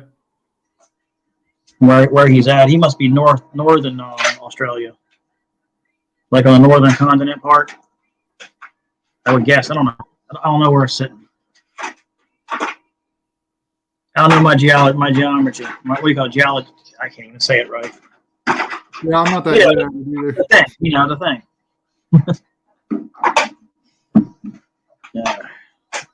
Yeah, I want to get out. Sean, there's a lot of companies that do it. And like I said, I was doing it last year, and nobody said anything to me, but I also don't have my company name or anything on the truck. So as far as anybody knew, I'm just hauling trash from my backyard if anybody asked. But yeah, I don't do that. I took all my signs off my truck and everything. Well, now, only because I'm established. When I first started, I had flyers and crap all over my vehicle, but then after I got established, I don't want to be bothered with phone calls all day long. I don't want to be bothered with I mean, it sounds stupid, but I don't want to be bothered. You know what I mean? Yeah. I have over 80 customers. I can't handle anymore. But that took a long time. That took a long time to get to. That wasn't overnight. You know what I mean? Yeah. I think when I started off, I probably had like 10 customers. You know what I mean? Sean, come on up on the panel so when I see you out in public, I'll know who to give a middle finger to when I see you. This guy right here is one of my neighbors, one of my neighboring businesses. But also, I can go into the dump without any advertisements. You know what I mean? Yeah. If you have advertisements, you can't go into the dump. You have to go to the dump where they charge you, and then you have to get weighed in and weighed out. You know. Mm-hmm. But I can go into any county dump around here because I have no stickers on my vehicles. Oh yeah, it don't matter for us. We can have stickers and stuff and still go in our dumps out here. We get charged the same. It's per weight for us, but I don't know who caught the guy. So I don't know the guy that told me that. I don't know if he was being serious, if it was a real thing, if the numbers he said. I don't know who caught him, but maybe 3,500, not 35,000. Maybe he told me it was 35,000 because I was like, damn, that would put me out of business if I got charged that. I can see 3,500. I can't see 35,000. That's what I was thinking. I don't know. He may have exaggerated. All I'm saying is after he told me that, I looked it up and realized that you do have to have special permits and stuff. So, well, you know how it is. I caught that fish. It was this big, you know? Yeah, exactly. Exactly. You know, there's always more than one side of the story, right? But you know, we all do it from time to time. Well, my phone is so relaxed. I just saw my hands go up. That's so funny. Yeah. I'm watching it like 2 seconds later, you know. Oh, I'm just going to do it again. Let me see. What? He's down under the down. Yeah. You stop it? Okay. All right. Aw. Love birds. It's mama. That's, yeah. Can you guys hear all that noise in the background? Earlier. A little bit. We can hear some stuff. Yeah, they said stop it. We're making food. Anyway. Yeah, so he's down under the down under. Yeah, he's on the that's exactly where for some reason that's where I was imagining he was from, was that bottom part of Australia. That's where you always, when you see the map, you always just imagine that being Australia. It's like a whole. Yeah, Australia is big, but for some reason, we're down here in the very little bottom of it, where I picture everybody to be at for some reason. It's like in my head, the very bottom is where you live, and everything else is desert. And that's what I had thought too. I had thought that's when I think of Australia, I think of the bottom half, like where that point comes down like this, the bottom, Yep. That's Like, I know- every show I know. you see is from there. Like Sydney and Perth, they're down in the Yeah. bottom. So that's the only city I think of when I think of Australia. And then everything else is desert and deathland around it, wasteland. Yeah, he's from he was saying he's from where that COVID outbreak started, where they had the Australian Open, and everybody from around the world brought it there. I'm like, that's some horse shit. They locked him down for a week and everything. Just Yeah. recently. He said he lives in the middle of the desert. He lives in the middle of Australia is a desert. Oh, middle of Australia is a desert. Yeah, there we go. He doesn't know. Dyslexic. That's where Steve Irwin was from. Yeah. I used to love that Australia shit. is on my list. I actually want to visit. If I go to any other country, I really want to go to Australia. Yeah, that's me too. It's for some reason it's like pop culture for us here in America. It's like Yeah. California is pop culture. New York is pop culture. Then you got Australia is another one of those pop culture things where you always hear about. Yep. Yeah. Australia. I want to go scuba diving out there. Go to all the reefs and stuff, and I want to get in the shark cave and do that. I think that'd be cool. Not me. There's too many sharks over there for one. I love it, man. I want to do it. It's high on my list. I respect those crazy psycho people that kiss sharks and pet them and flip them upside down. But God, I tell you what, I see a shark, I'm out of the water. You'll see me walk on the water like Jesus. So you're talking to somebody that used to have 2 piranhas. I had 2 red belly piranhas. I bought them when they were this big. And they grew to about that big each. And this guy, because everybody thinks, okay, what do you think? Piranhas. You stick your hand down in there and they bite your fingers off. I would walk right up. I would pet the piranhas. I would go like that down their scales. They were the calmest fish you would ever have. However, I would only do that after they were fed well. I would not stick my hands in them when I'm hungry. See, that's where the trick is. But the truth is, what people don't realize is piranhas aren't vicious like they think. If you fall into a lake of piranhas, they won't go eating you. They will only bite you if you're blood. If you're bleeding, then they'll start attacking because it's food. Yeah. I've heard that myth. They were talking about that on some TV show. They were talking about the myth of piranhas. You can actually sit in the water with them, but if you have a drop of blood and you forget it, you're done. Yep. That's why anytime I'd clean their tank, I would always look at my hands because, I worked in the field. I was always getting cut. I would always make sure I was bleeding. But I would stick my hand in there from the day they were born, and they just got used to my hand. So I could walk right up. I could pet them. I could do whatever I want.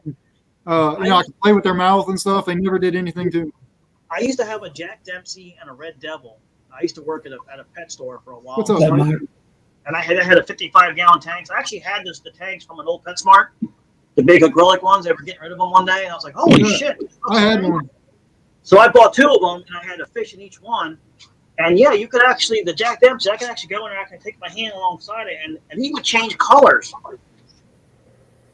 Yeah, those are pretty cool. I used to be a big fish guy. Like I only had 2 fish tanks, but man, I was all over it. I used to be big into it. I would love to get back into it again, but now from a business side, I'm looking more at, I want to grow fish to sell. You know what I mean? Like do like some kind of like trout farm in my backyard or something like that. Or, You got the bug, and no matter what you do, you're wanting to make money at it. yeah, that's the way I am. Now I'm thinking, I'm like, hey, I could do this, or hey, I could do that.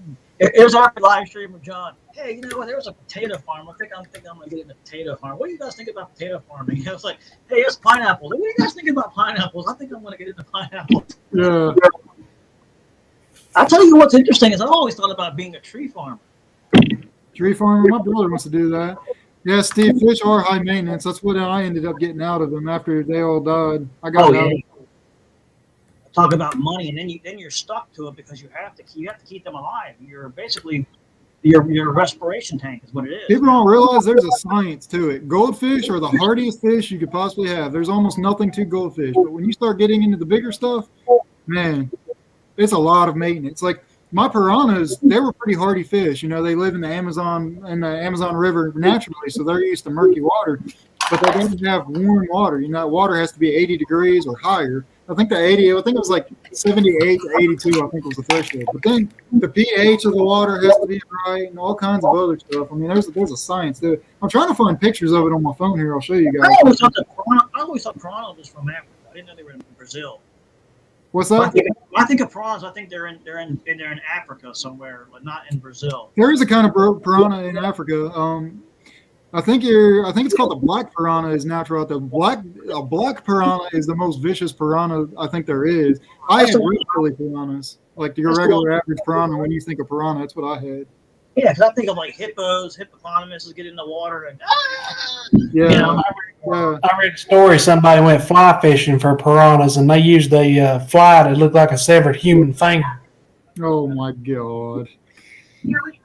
I'm trying to find. I got pictures of me when they died. When the first one died, I held it up like I was kissing it, and I showed it around to a bunch of people. Like, hey, look at this! I'm getting ready to kiss this live piranha here. They're not vicious. It was dead, but it was still funny. I'm trying to find. They got some ugly teeth, man. They got. Man, I wanted to keep it. I wanted to keep their jaws because those things were freaking razor sharp. But that guy that was fly fishing for him, whenever the one he would hook would start fighting, the others would attack it, so he would reel in pretty much just skeletons. Damn. I'm trying to find it.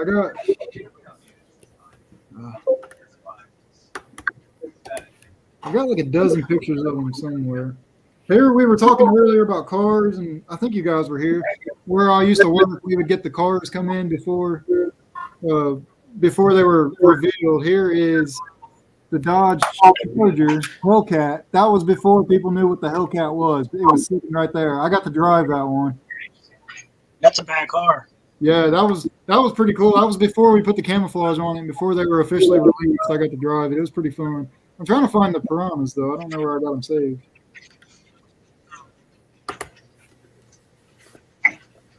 But anyways, we can change subject if you guys want. We can talk about whatever y'all want. No, I was trying to read some of that. I couldn't see the NBG. Was it Mike? Like he was saying. Yeah, Mike was in here. He's working on the house. I gotta apologize to Mike because I shouted him out on one of my videos and I said it backwards. I said BMG Adventures.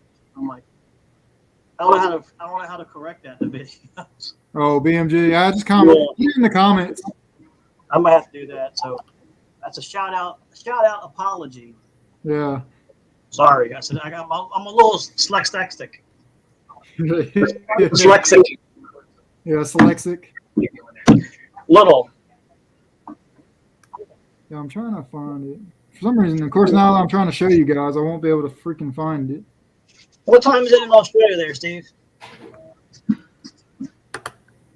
Maybe I got That'll be like 10 o'clock at night, I think. It's got to be in the library. Is it Sunday there yet? No, it's not Sunday. Yeah, it is. It's Monday. It is? I'm pretty sure it is, ain't it? Then it must be in the morning there then.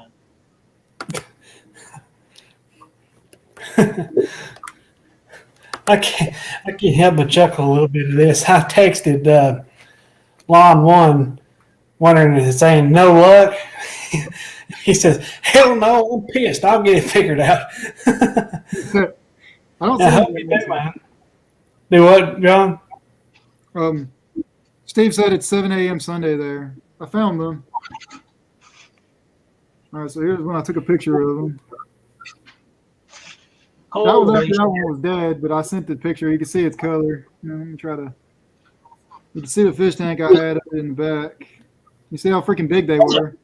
It started. I thought they were, You thought what? they were small. I thought they were like, They started this big. It grew. That's what I always thought they were. They were just born. They were that big, and then they freaking grew that big. I had two of them. The other one, you can kind of see the tail of the other one in the tank back there while it was still alive. Oh, and then I think that's the only one I got. Yeah, so wouldn't they just eat them if he was in there? What's that? Would the other ones eat them? So I bought them together. They would. So what a lot of people don't know about piranhas is they're very territorial. So sometimes they would claim like dominance of the other one. So what I had to do was I bought those two together because they also do good in packs. So I bought them together, so they were always together since birth. Now, they would occasionally, one was just slightly bigger than the other. I think they were male and female, but I can never confirm that. The bigger one would slightly beat up the smaller one, especially if I didn't feed them enough. They would actually eat each other's tails as a way to survive because their tails grow back. So if I see them starting to nip their tails, I would have to feed them, a little bit more frequently. Now, if I introduced a new one to them, they would both team up and eat the other one because they're so territorial. It's new, Now, there are fish that I could actually keep in there with them. I didn't do it because I didn't want to risk wasting my money of when they get hungry, they'll eat it. But they were cool to have. You know, it was cool to be able to say, I got red belly piranhas at home. And, oh, look at me sticking my hand down in the tank, you know, stuff like that. Yeah. I dare you to nick your finger and do it. I guess. You hear me? What's his name? Go ahead, sorry. What'd you say, Dave? I dare you to nick your finger, then do it. What's that? I dare you to nick your finger, then do it. Yeah. No, I'm good. I'm good. I wish I still had them. I wish I could still show you guys. Yeah. When I finally got rid of my fish, I was like, I'm done, no more, because it's like once you get them, you can't get rid of them. It's like you're done, we stuck with them. Steve actually had a good point there, which is something that's always been one of my peeves. Is that if you ever had a side hustle that doesn't interfere with your lawn care business? Well, like I was talking about with the power wash, it's kind of hard to jump the two together, you know. I'd like to get more jobs, pressure washing and whatnot, but like you say, you know, between a full-time job and lawn care, I have hardly any time to do anything. You want to buy a power washer? Do what? You want to buy a power washer? I was going to ask you earlier, what was you going to sell that for if you sell it? Oh, I didn't hear you. I must have got cut off. I'm just in and out. Did you ask me? Okay. Yeah, I'm trying to get 10 grand for it, but I'll probably walk away with 9.5 or something like that. You know what I mean? Sure. But see, I'm not just selling the machine. I have all the chemicals. I have everything for it. Sean, if you're I have still the whole in here, setup. Deep Roots Lawn Care, if you're still in here, the text you just sent me, I seen that guy. He did one out here in Clever too. It was just the other day. My wife and I were making fun of him. It's one of those, I'll cut your yard for free, first mowing free, or something like that. I saw him the other day at Deep Roots. If you're still in here, That's ridiculous. yeah. I met Deep Roots. If you're still in here, so I didn't meet the guy that does it, but I just found 2 guys here in our area that are cutting yards for $20 to $25 a cut. And it's a yard that I would do for about $35 to $40 here in our area. So just giving you a heads up, we do have some cheap asses here in the area that are still in business. See, I can understand the really tiny yards. You know what I'm talking about, like the postage stamp ones? Really tiny yards, yes. But in Or this like- area, this wasn't a tiny yard. I'm telling you, it was just grass. This yard that the guy told me he does it for, just grass. It's about 5,000 square feet. And there's a fence line that has to get trimmed around. It's a little bit of an average size yard other than the fence line, and there's some trees that have to get trimmed around. So it's not like it's a wide open yard. He's doing it for $20 to $25 a cut. They get burnt out. They'll end up doing them and they'll realize they'll do it for a year or two, then they'll get burnt out. Something will happen. They're going to get too many yards. They won't be able to handle that. But the problem is they're putting they can poison the industry with too much of the you know what I mean? Yep. But That's like what they're doing. I was listening to a guy on power washing. He was like, I think it's called like something entrepreneur team or whatever it was. I forgot what it was. He's a really cool guy. I find his link up. He's got a lot of information on there. He's kind of like the Brian Lawn Maintenance of the power washing world. You know what I mean? It's not forever self-employed, is it? It's called something Army. I think it's like Kite Army. What's it? Kite Army or something like that, I think, ain't it? Something Army. These guys got red hair. Yeah, I know you're talking about. I follow him too. I think he's in California. I think he's in Florida somewhere. There's palm trees everywhere. But he's got a lot of good insight, business insight too. And he was putting up. I was listening to him. I was like, man, that's the best way somebody pointed it out. That he pointed it out. He's like, you're going to have people that want to shop at Walmart. You know what I mean? And they're expecting to get what they get there. You're going to have people that shop at Macy's. They're going to, they're going to get what you get. You know, you're going to want the Macy's shopper. You know what I mean? You're not going to want the Walmart shopper. They're not going to pay you. You know, that's where you're going to get it. But when you first start off, you're going to take everything. You know what I mean? Yep. That's what happens with them. You know, they're looking for the clientele that you don't probably want anyway. You know what I mean? Yeah. They're not going to pay you. Yeah, it all works. That's like the one guy that laughed at me after I put my flyer. He laughed and goes, 35 for this? I'm like, yeah. He's like, you can't do it any cheaper? I'm like, no, 35 is my minimum. And then even my wife was like, yeah, you're not cutting yourself short this year anymore. You're going to get what you're worth. She goes, we're out to make money. I laughed. I'm like, yeah, that's damn right. The guy's he disrespects me by laughing in my face. Oh, 35. Oh, yeah. He's some big snob mother. Yeah, you're looking for cheap. I'm not your guy, but you're going to get the best work I could possibly give you. Well, here's the problem. Even if he did it for what he told you, he's probably going to be a PETA. You know what I mean? Oh yeah, yeah. I could tell that just by the way he came out and fucking laughed at my fucking flyer in my face. It pissed me off. I should have told him, "Give me my flyer back. I'm gonna go put it on somebody else." But, It all works Yeah, itself I out. would. Checks and balances, you know what I mean? It's like the yin yang. It works itself out. It's meant to be. You know, you could, if you're on the wrong side of the spectrum, you're going to fall off and you're not going to feel right. You know what I mean? So it's going to balance itself off. You're going to be doing too good of a job, and you realize you're wasting all this time there. It's like, oh, wait a minute. And then the guy's still not going to respect you for it. Yep. You know, it's kind of hard. I know the feeling. I mean, I have customers that I still can't drop because I've had them for so long. And it's like, man, see, my problem is, I don't know if anybody else has this problem. My customers are all like the Kevin Bacon thing, you know, the 7 degrees of Kevin Bacon. You know what I'm talking about? Where like everybody's connected to somebody. oh yeah, yeah. I know who you're talking about. I know who you're So- talking about. 99% or 95% of all of my customers are connected to another kind of customer in some shape or form.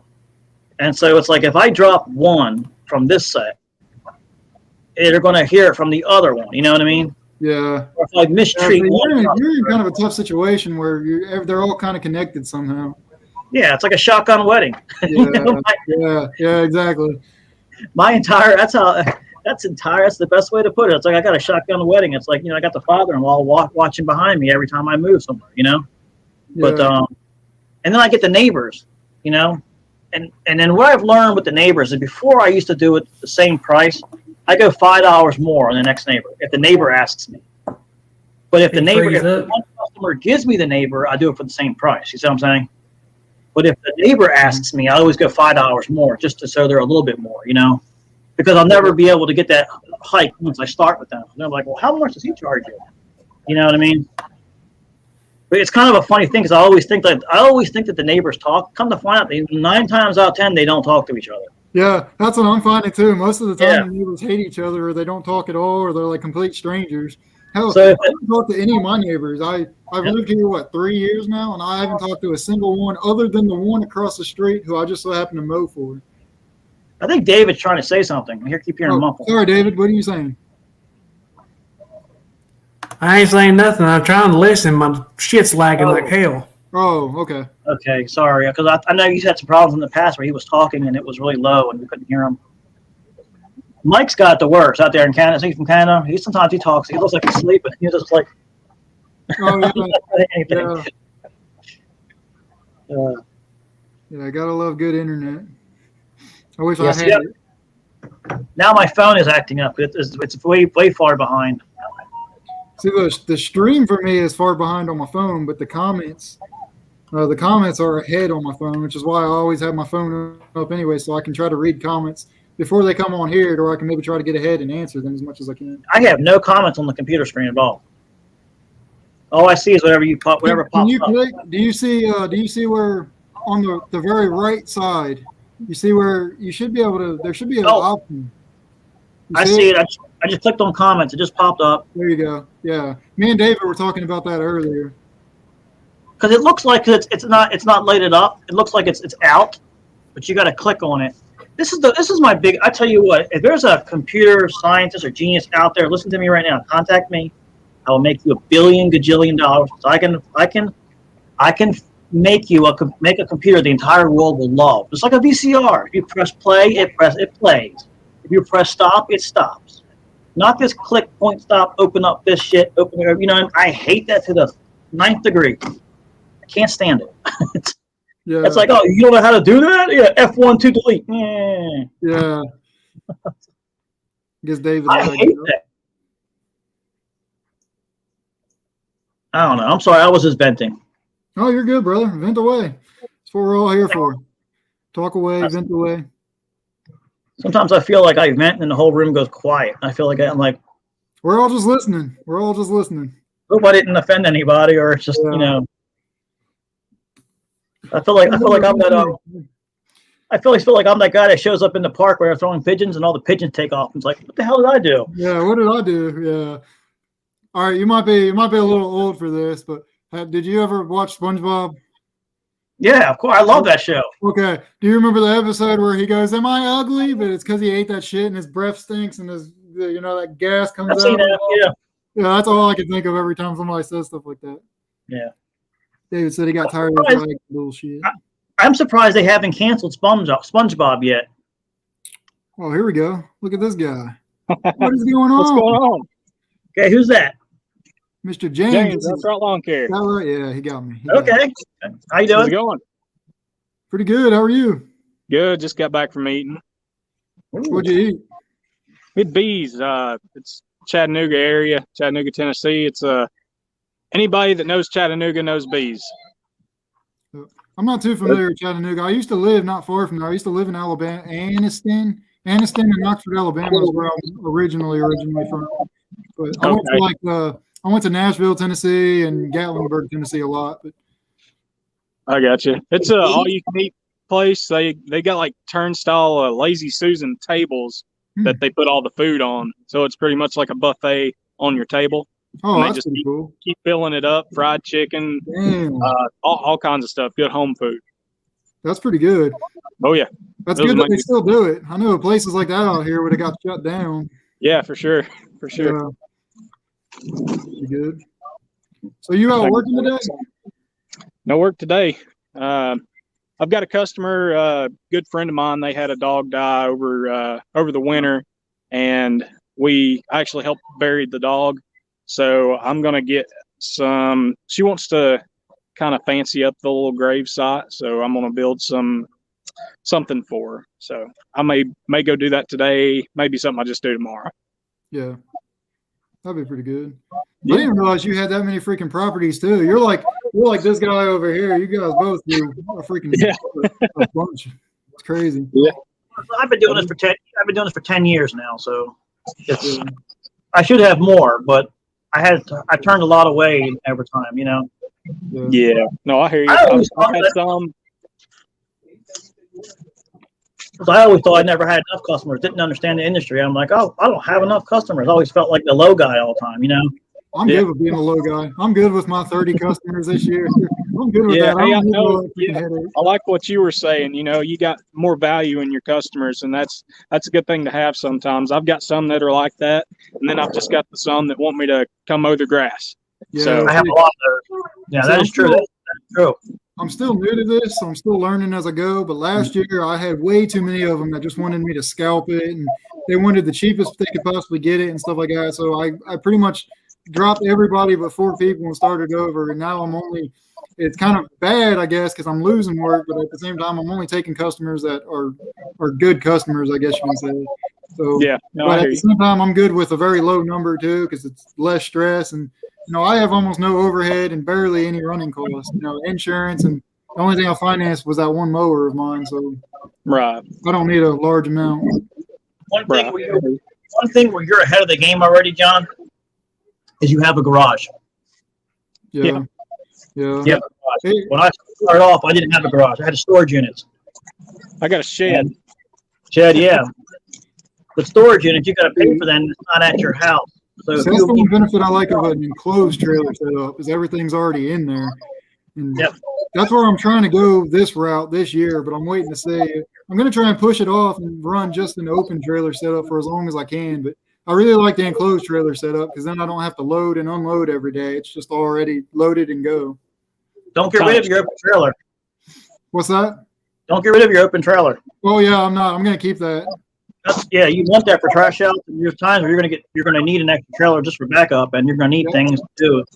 Yeah, me and my wife were talking about that. I'm going to keep that, especially for like the junk removal and stuff and some of the smaller landscaping jobs. Not landscaping, but like clearing brush and shit. It's perfect. And mulch. You can't put mulch in an enclosed trailer, so Yeah. that's a Damn, nice thing to have. Yeah, that was a nice trailer. you make money like this guy down here, you can buy one of them. Yeah. You know, I didn't think it was going to be feasible for me to buy a dump trailer until I bought a dump trailer and started putting it to work. And I found that any of the brush jobs I have and stuff like that, I'll upcharge just a little bit more to pay for that day using the trailer. So I actually don't owe anything on my trailer. I put a good chunk down on it, put about $4,000 down on it, and I financed $4,600. So I don't owe anything on it until October of this year. Oh wow. Damn, that's pretty good. What size is that? It's paying for itself. It's a 6x12, Okay. and it's a That's pretty 10K, not a 14K. Yeah. I wish I had a dump trailer. I did a brush clean up the other day, and it's the second time this year where I'm like, damn, I could see. So long term, I can see either a dump bed or a small dump trailer like that is going to be very good for my business. Sooner than later, but we'll see what happens. Yeah, I was thinking about doing the dump bed on the truck, and I just thought it'd make more sense to just get a dump trailer. Yeah, that's a tough situation for me. I'm kind of on the line. You know, I really like the dump bed. That way I can still pull my enclosed trailer and stuff, but I don't know. It depends on the amount I can hold in it and stuff. But we'll see. Not on the 1500 though. Oh yeah, no. Yeah, this is after. That was the other thing I forgot to mention. This is after I get a 3/4 ton or a 1 ton truck, and that's Then the you issue. can put it on. I have to get another truck to do that. So. Yeah. Yeah. Right But on. if I get a dump trailer, I'd have to upgrade my truck anyways. I don't think my half ton could handle. Hell, the dump trailer empty would weigh almost what my truck can pull. Yeah, I think this one's 3,100 pounds. Yeah, okay, that makes sense. So I wait looked on at one last year. It was 4,100 pounds. It was a 7x14, 14K axle. I want to say it was 4,100 pounds. I think if I remember right. I remember looking at it, I'm like, damn, I put one mower in that. I'm at my weight limit. Yeah, for sure. You can actually buy another axle for your single axle trailer. I thought about doing that with mine, is upgrading the weight. You can buy a heavy duty axle. That's pretty You good. can do that. Yeah. You can actually order them that way too if you want. But here's a problem: when you order them that way, you pay higher tax. Every time you pay your tag, you're going to pay that higher tax because it's in a different weight class. Yeah. That's when I ordered mine, because everybody thinks I have a dump trailer, but I ordered a 7x14 Like a dump trailer. 2-foot side high wall. So you know what I mean? Mm-hmm. Because I didn't want to deal with all that wood rot at the bottom, because I knew I was going to lift it up anyway. You know what I mean? Mm-hmm. And so I could have ordered it then, but then he was like, "Well, if you do that, your taxes are going to be, your tags are going to be higher, and you're going to have to pay your tags higher all the time." So now that if I had redone it, I should have just done that. You know what I mean? Yeah. You live and learn, right? There's always next time. Yeah. I know I've got goals I want to hit. I know, like I said, a dump bed or a dump trailer. I'm leaning more towards a dump bed right now. However, it comes down to the price, because to get a dump bed, I have to buy a bigger truck. If I get a dump trailer, I'm going to need a bigger truck anyways, but I can definitely buy a dump trailer, I believe, sooner than I can buy a dump bed. I don't know. It's all going to depend on, I won't be able to do it this year. I wish I could, though. I really wish I could do it sooner, because I do a lot of cleanups and stuff. And like I said, last week, hauling a bunch of brush and sticks and shit away, unloading it sucked. Yeah. Loading it, I'm like, I really wish I had a dump trailer. I could just dump this in and call it a day. That's the biggest problem with the trailer, is unloading that crap. It just, if you're lucky, you'll get a big swath coming out. If not, you're in there picking. You know what I mean? You know what I like to do is I actually get in there with my feet and I crunch down on my body. I've always done that. Smash it. Oh yeah, I did too. Yeah, I did that. Yeah. I put it on the bed of my truck and stepped down on it and got more to fit and everything. I even do that with trash cans. I actually do a rain dance. I come to find out, I didn't think that I was actually doing the rain dance, but I researched it, and I'm that close to the actual rain dance. And so I think that's why we got so much rain. So I apologize to everybody. Hey, rain keeps us mowing, man. Yeah, that's what I was about to say. Keep doing it, man. Yeah, but I was joking about that one day. Me that dance. And it just kept raining. I was like, I think it did something, because I was just shitting the shit with somebody. I was like, watch, I want to make it rain. Next thing you know, it didn't stop raining for a year. I was like, holy crap. I hope that wasn't me. I pissed everybody off because it was so much rain you couldn't cut grass. Yeah. Yeah, and then it's thick as shit, and you're growing, doing a brush removal on your regular residential yard after by the time you get back. I got to look into getting wider tires this year. I haven't even started to do it. I got to find out if I even can. If I got to buy a whole new rim, or I can just change the tire on the rim. Yeah. But I need wider tires because my tire's not wide enough. I'm going to go with a 12 by 24, I think, or something bigger. Because it's the setup they made from the factory. I don't know why they did that on the commercial version. They put the tires are actually smaller than on the prosumer model. And I never understood that. I was like, why would you do that? Yeah. There must be a reason for it. I don't know. But I know that my mower fits perfectly on sidewalk. I think that's why they did it. Yeah. Because I was noticing that 4-inch. It fits side to side, right on the sidewalk. And I'm thinking it's probably why they did that. It's because it's a commercial mower. You're probably going to be on sidewalks all the time. Yeah, probably. That's the only thing I could think. It doesn't make any sense. Why would, because the MZT is actually wider in the Husqvarna. So I'm like, why would you have a cheaper mower but wider tires? You know, and then I'll start thinking it's got to be somebody up there. There's a reason for it. You know, Yeah, something way above my pay grade knows what they're doing. yeah. I don't know. So James, what have you done for marketing this year? Have you done anything or? Yeah, so I jumped on earlier and I said my customers have been putting in a lot of work for me Yeah, this that's year. right. I forgot about that. They word of mouth around our area is pretty much the way to go. With what we've got, I've done door hangers and stuff like that. You might get a job or two out of some door hangers, and it ends up paying for the door hangers. But word of mouth, a lot of people, they'll go and tell the people they work with, they'll tell family members and stuff like that, and that's usually that usually works best for me. That and Facebook, social media. Facebook has been amazing. All my customers and stuff. Spot, to be honest. Yeah, all my customers. Whenever they see somebody looking for some lawn care company or something like that on Facebook, they'll always tag me. And I've even got pictures of where there's like 7 of my customers have tagged me in the same post. That's pretty cool. With people like that, all my customers, I get those jobs. I'm the same way. That's what I was telling John about that. All my customers are connected to each other through word of mouth. So it's like I'm having a problem with trying to drop some customers because if I drop them, I'm going to I might piss off the ones that, you know what I mean? So yeah. I don't know what it's like. I'm not going to, what do you call that? That's the gift horse. I'm not going to punch the gift horse in the mouth. You know what I mean? Like, don't bite the hand. So I just deal with it. Yeah. It's what it is.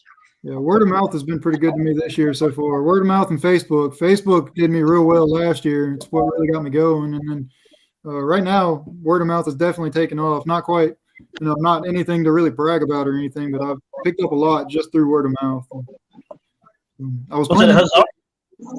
What's that? Sorry, I keep cutting you off. I was just. No, Hazardo was talking about the aluminum trails. I was reading down there. That's something that I really would like to look into, but they're ridiculously expensive. Yeah, they're pricey.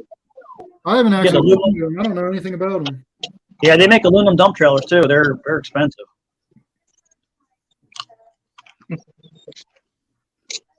That's pretty good. With all this, going back to the marketing stuff, with all the, pandemic crap going on around, I was planning on not doing really any kind of advertising other than online only. And stuff online, but honestly, I printed out. I only did 500 door hangers. I gave out 4 of my. I don't know. You may have heard it earlier, James. I don't know if you were here for it or not. Like I said, the Facebook advertising and word of mouth has really done me pretty well so far. Yeah. People don't care about that whole COVID thing anymore. I'm starting to realize that. See, for me, they still 50-50 out here. It's like some people care about it, and some people are freaking crazy, just stupid about it. Like, we got to stand 10 feet back. And you better wear your mask and all kinds of dumb stuff. I mean, I'm wearing my mask, and I come up to these customers, and they're like old people, and they're wanting to hug and kiss you. I'm like, I'm the one going, "Way, stay back." You know what I mean? Yeah. Like, what's going on here? Yeah, they're gonna pinch your cheeks. I just went to go look at a job today. I was telling you about that. People had no masks at all. They're like, come into my house and walk to the back. And I was like, yeah, okay. All right. Yeah. Yeah, see, I try not to bring politics up or anything like that, especially when I'm looking at customers' houses and stuff. But I don't know how some people feel about the whole mask thing. I don't really care about wearing it. I'd rather not wear mine. But when I'm going and giving bids, I don't know if you guys do it, but when I go give a bid to a customer, I'll always wear mine just out of respect for whatever they could potentially do. The last thing I need is little Karen down the street said, "Oh, he didn't even wear his mask," and, blah blah blah blah on social media. Yeah. Well, I'm to the point where I can kind of be picky about it. So if I show up and I'm not wearing a mask and somebody freaks out, I'll just say, "All right, we'll see. That's not the customer I want, anyways." Yeah. But yeah, it's a tightrope. Yeah. You gotta know how it's a tightrope. You gotta know how high you are off the ground. Yeah. Yeah, that's for sure. If you're 1,000 feet up there, you're gonna want a safety. You're gonna want a safety harness. You know what I mean? But if you're 2 feet off the ground, you can dance on that tightrope all you want. Yeah. Yeah. Yeah, I'm hoping this stuff goes. I'm hoping by summertime we're back to, what we know is normal. Maybe we don't have to deal with all this crap. Everybody's ready to go back to work. I think you're not gonna worry about it. Everyone's realizing. Everybody's waking up going, hey, wait a minute. What are we doing? What are we doing? You got to be responsible about it. If you're sick, stay the hell away from people. You know what I mean? Stay the hell away from them. If you're not sick, then you're okay. But you don't want to be. You don't want to be like this in front of somebody either. You know what I mean? Like remember that Seinfeld episode? People stand too close. Yeah. That's kind of what I like about this whole thing because now people don't. I used to hate that. I'll be at the bank and someone's like behind my ear. I'm like, really? Yeah, I freaking hate that. So my wife, I used to get in arguments and fights back when I was a much different person with people in the grocery store because I was the one. If I knew somebody was right on my ass, I would do a rear stretch or whatever to bump into them, and then I'd turn around and freaking look at them like they did something wrong, and just wait for them to respond. But I used to be a much different person. But yeah, personal space is a big thing. Or if they get too close to you, it's like, how can you tell me apart from the last guy you sniffed ass? Yeah. My thing is, the thing I think is crazy is it took this pandemic for stores and restaurants and stuff to do stuff that they should have already been doing to begin with. Like they'll see stuff regularly and people washing their hands. It's like it really took this for people to start doing that. Or you get in that booth and it's all sticky. You slide in there. Yeah. Well, you know what I mean? Yeah.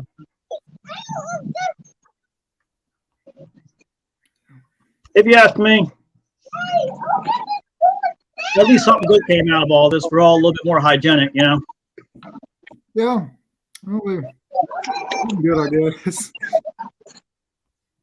Yeah, see, Bruce brought up a good point here. He like we were talking about the mask thing. He says he wears his, but it's for a different situation. I totally agree with that. I understand everybody's situation is different, and I'm never going to make fun of somebody's situation or anything like that. I just choose. I would personally not rather wear my mask if I have the option or whatever. But I used to wear my mask when it first came out all the time. I was cutting the grass, and I was like, I can't even breathe in this thing. I was smelling the gas. Forever, yeah. I was like, this is killing me. So now, the only time I wear the mask is I have it in my pocket. When the customer comes up to me, I'll just put it on. Or I had that on. I had that Husqvarna thing where you pull up like this, and I just put that up. So when I'm talking to the customer, I don't have any problems. But when I'm out working, I take it all off because that gas fumes gets in there. And if I'm talking about, y'all have seen it. The smell gets in there and it gets trapped in that, and it's worse. Oh yeah. The two-stroke fumes are what really gets me when it gets caught up in that. Even from the backpack blower, it starts to come in. You still gets in there from the backpack blower. That's why I try to read customers. If I walk up, this year I've been trying to be pretty good about at least wearing my mask, just because I don't know what their preference is. But if I come to your house and I see you're not wearing yours, I'm not wearing mine. Yeah, that's what I'm about to say. If I have a customer comes out and they're wearing a mask, I'll be respectful and put mine on. But if they're not, I'm not. Yeah, it's all about reading your customer. Same thing. You're reading your customer. You're reading them all the time. You're always reading your customer all the time. It's not just a day one where you got that job. You're reading them every single day. You're there. You're reading them because your relationship with them all the time is how you keep that relationship with them. And if you they respect you for that too. They respect that you know them. That's another thing too. Yep. That goes a long way. So hey, I got a question for y'all. We were talking about word of mouth and good for all of us. For you guys especially, I got a question for. If any of your customers gave you, another customer through word of mouth, do you give the original customer any bit of a discount on one mow or for all mows or what? I do. What I've done in the past is if somebody gives me a customer and they're a good paying customer and they pretty much stay on track, I'm gonna give that customer a free mow. Whether it be a month down the road or something like that, or knock 1% off or something. But I always try and do something for a customer that's going to be trying to help me out. And I know really appreciates the work that I do enough to go out and tell another person about it, because that really says something about a customer when they go out of their way to tell a friend or family member or somebody that's looking for a lawn care guy.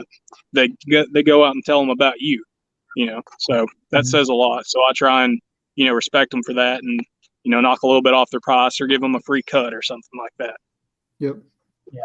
You do a little bit extra for the customer here and there if they need something but I don't really take their money off the price because they're expecting that price anyway. But each person's different. I mean, it depends. You got to feel your customer, you got to feel your clientele, and if it makes you feel better, then do it. That's I usually give them freebies here and there. I like the one free mow. That way, you give them one thing and then they're done with their, said discount, I guess you could say. I like that. Yeah. I was trying to think of, do you knock a percentage off or whatever? But then what happens if that other customer gets dropped or whatever, drops you, and then they're still going to expect that discounted price. So, I like the one free mow. I think that's a good idea. Yeah, the free cut, because you can write that off. That's one day done, gone. You're not worrying about that $40, $50, however much it is. Sure. It's something that you can just brush off your shoulder.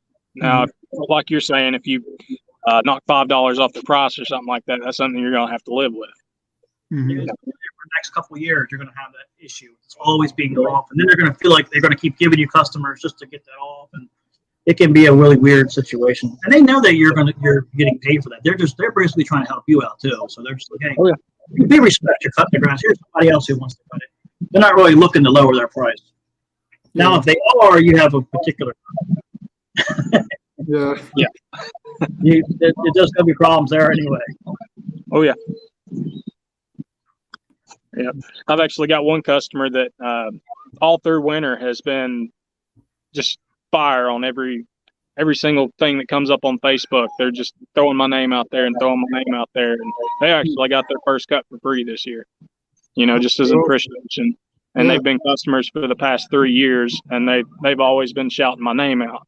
So, just return the favor.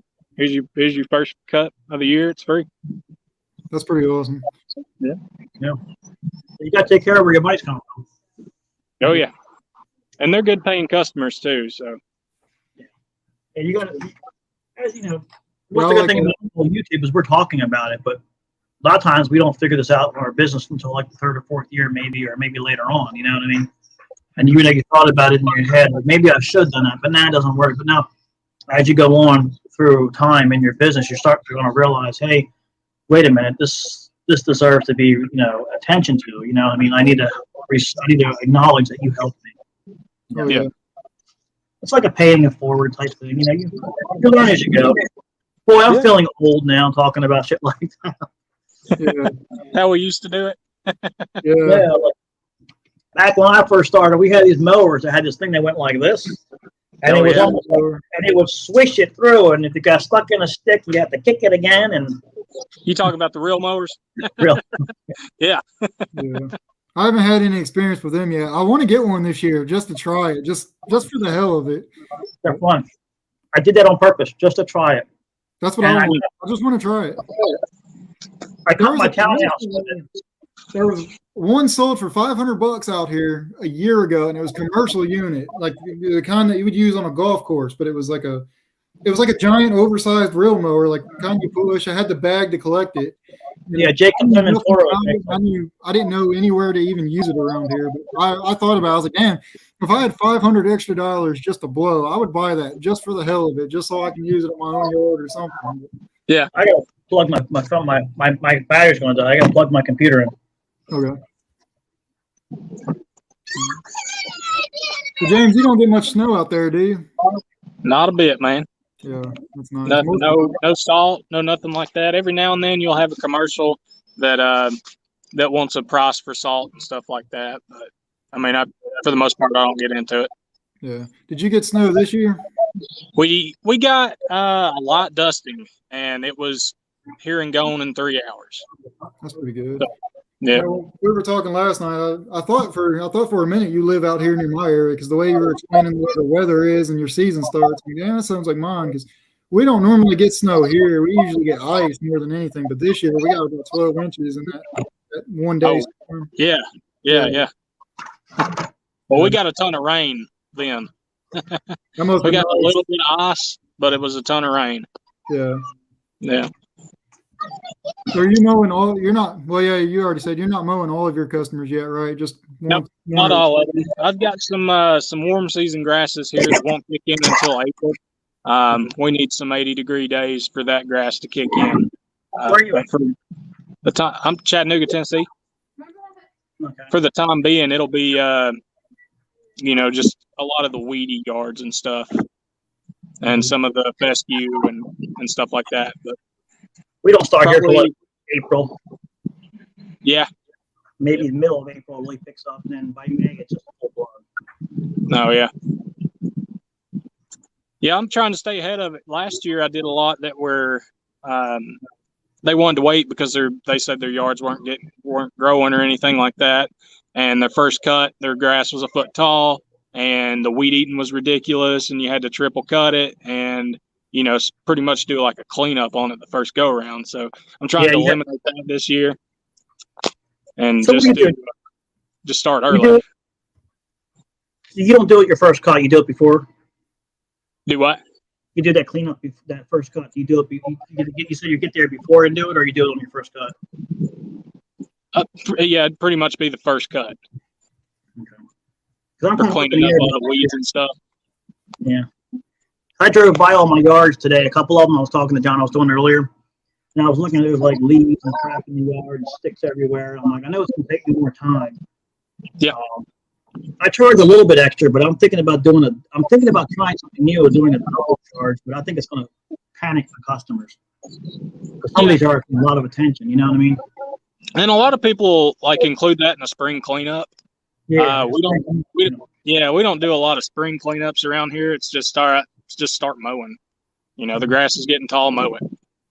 I've got a couple of customers that want their beds cleaned out and fresh mulch and some trimming done and stuff like that before spring kicks off.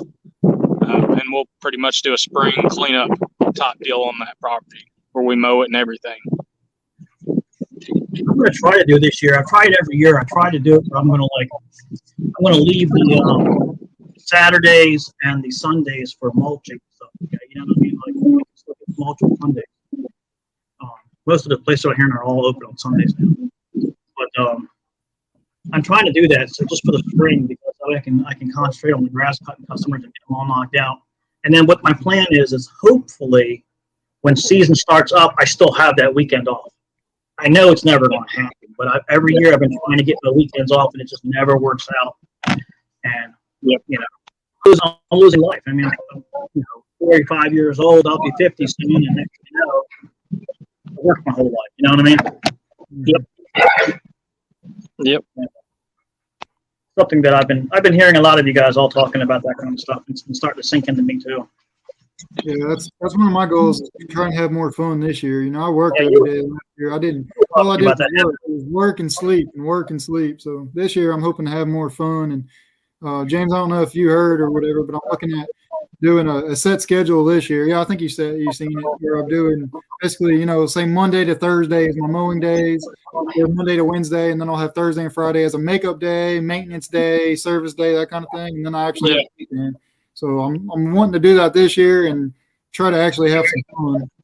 Yeah. No, I hear you. I try and just work Monday through Friday, leave the weekends open for nothing, hopefully. But if I got some extra jobs or something like that, I'll try and do that. Or like you said, a rain day or something like that. But for the most part, during the summer, I do nothing on Saturdays, and Sunday is a maintenance day, and it's kind of a motivational day for me. I get out and clean the equipment and oil changes and grease and whatever I need to do, and that just kind of gets me pumped for Monday, so that Monday's not actually like a Monday. Like, all right, I'm gonna dread this, come back to work and everything. I get excited, I'm all my stuff's ready to go. Yep. All I need to do is wake up and go start cutting. That's pretty good. What's weird is I ended up being my Monday last year. We had so much rain that I was end up working all weekend. The next thing you know, I found out I was like, well, it's Monday, and I gotta go to the bank, take care of my shit. I ended up finding out that Mondays were so effed up. It's like, you know what, the hell, I'm not getting anything done today. Yep. Just take the whole freaking day off. And then Tuesday was my Monday. It was like all over the place, Oh yeah. I'm trying to stay away from it this year if I can, but we'll see. Yep. You can There say was a lot of things, and there's nothing ever. there was one Sunday last year where I had to work, and it was right at the beginning. It was probably April, and just one Sunday that I had to work. I had to go out and cut. For me, last year it was every Sunday I was working. Yeah. We had so much rain here, and I have a lot of customers, and then it's just me. I'm a helper. Right. So, Right. you know, but I've gotten so good at cutting grass. I hate saying it, man. I've gotten so good at the yards that I can time myself to where I've gotten it down to science, to where I know what's the fastest way to cut that grass now. That's the way I And got it too. believe it or not, I hear a lot of people saying edge first, weed whack first. For I me, think it all depends, to be honest. Yeah. I cut the grass first because when I go to do the edging, I just blow back into the grass and I'm done. Now, if it's it all depends because I like to see the big chunk get done first out of the way, so it looks like I'm done. You know what I mean? Yeah. Looks like you Help showed up. And did helps something. motivate me. What's that? Yeah. It looks like you showed up and did something. Yeah, that's the problem. It's like you did something, and it feels like I've done something too. And so and I get the weed whacker out and start weed whacking, and then I get done. I blow off the whole thing, and I'm done at the end. Get the blower out once, and that's it. Yeah. You know, Now, but sometimes. Go ahead. No, I was saying sometimes it doesn't work that way, but most of them have been that way now. Yeah. Now I've got some that the weed eating it's usually the tallest part. So for that yard, if it's real tall, I'll weed eat first, and then whenever I go to cut, it cleans it up and makes it look a lot better. That's pretty good. So, But see, what for I the found- most part, I'll mow first. So here's the problem I found. I tried doing that with the weed whacking first, but here's the problem I found. It's easier to cut the grass out of the way because when you're doing with the weed whacker and you're coming into these thick yards, the grass is all over the place, so you're struggling with the high grass. So you're weed whacking more than you have to. You see what I'm saying? You're grabbing more grass than you have to. And for shits and giggles, if you have to run around the yard one more time last with the mower, just cut that last trim off. I found that's the fastest way to weed whack thick yards. I see everybody just weed whacking first with the trim, and I used to do that. And I swear, try it. It was a game changer for me. I literally would take the mower as close as I could to everything and cut it all down. So when you come back with the weed whacker, There's very little. tree is only hitting that one little bit of grass. You're not That's plowing actually- through all this grass just to get that little trim. That's actually That's why what I I like found out. smaller residential mowers because it was smaller and I could get it closer to objects and there was less trimming. I got a 21-inch mower. I run the whole property with that first sometimes. I'll just do the whole perimeter around the houses where you can't get the zero turn. Mhm. Knock all that out first, so it's tight and clean, so I don't have to come back and do those little spots. But I hate each job's different. I change it up, you know. But I just thought I'd just share that what I learned that somewhat worked for me. My phone is on, but everything's messed up here. Can you hear me? Yep. Okay. All right. But yeah. Those pigeons took off again. Yeah. Yeah. I think I'm gonna probably end the stream here. Yeah. So I'm going to try to be a little productive today, but not too crazy. Hey, don't forget I got my premiere coming out at 6, I think, or 6:30.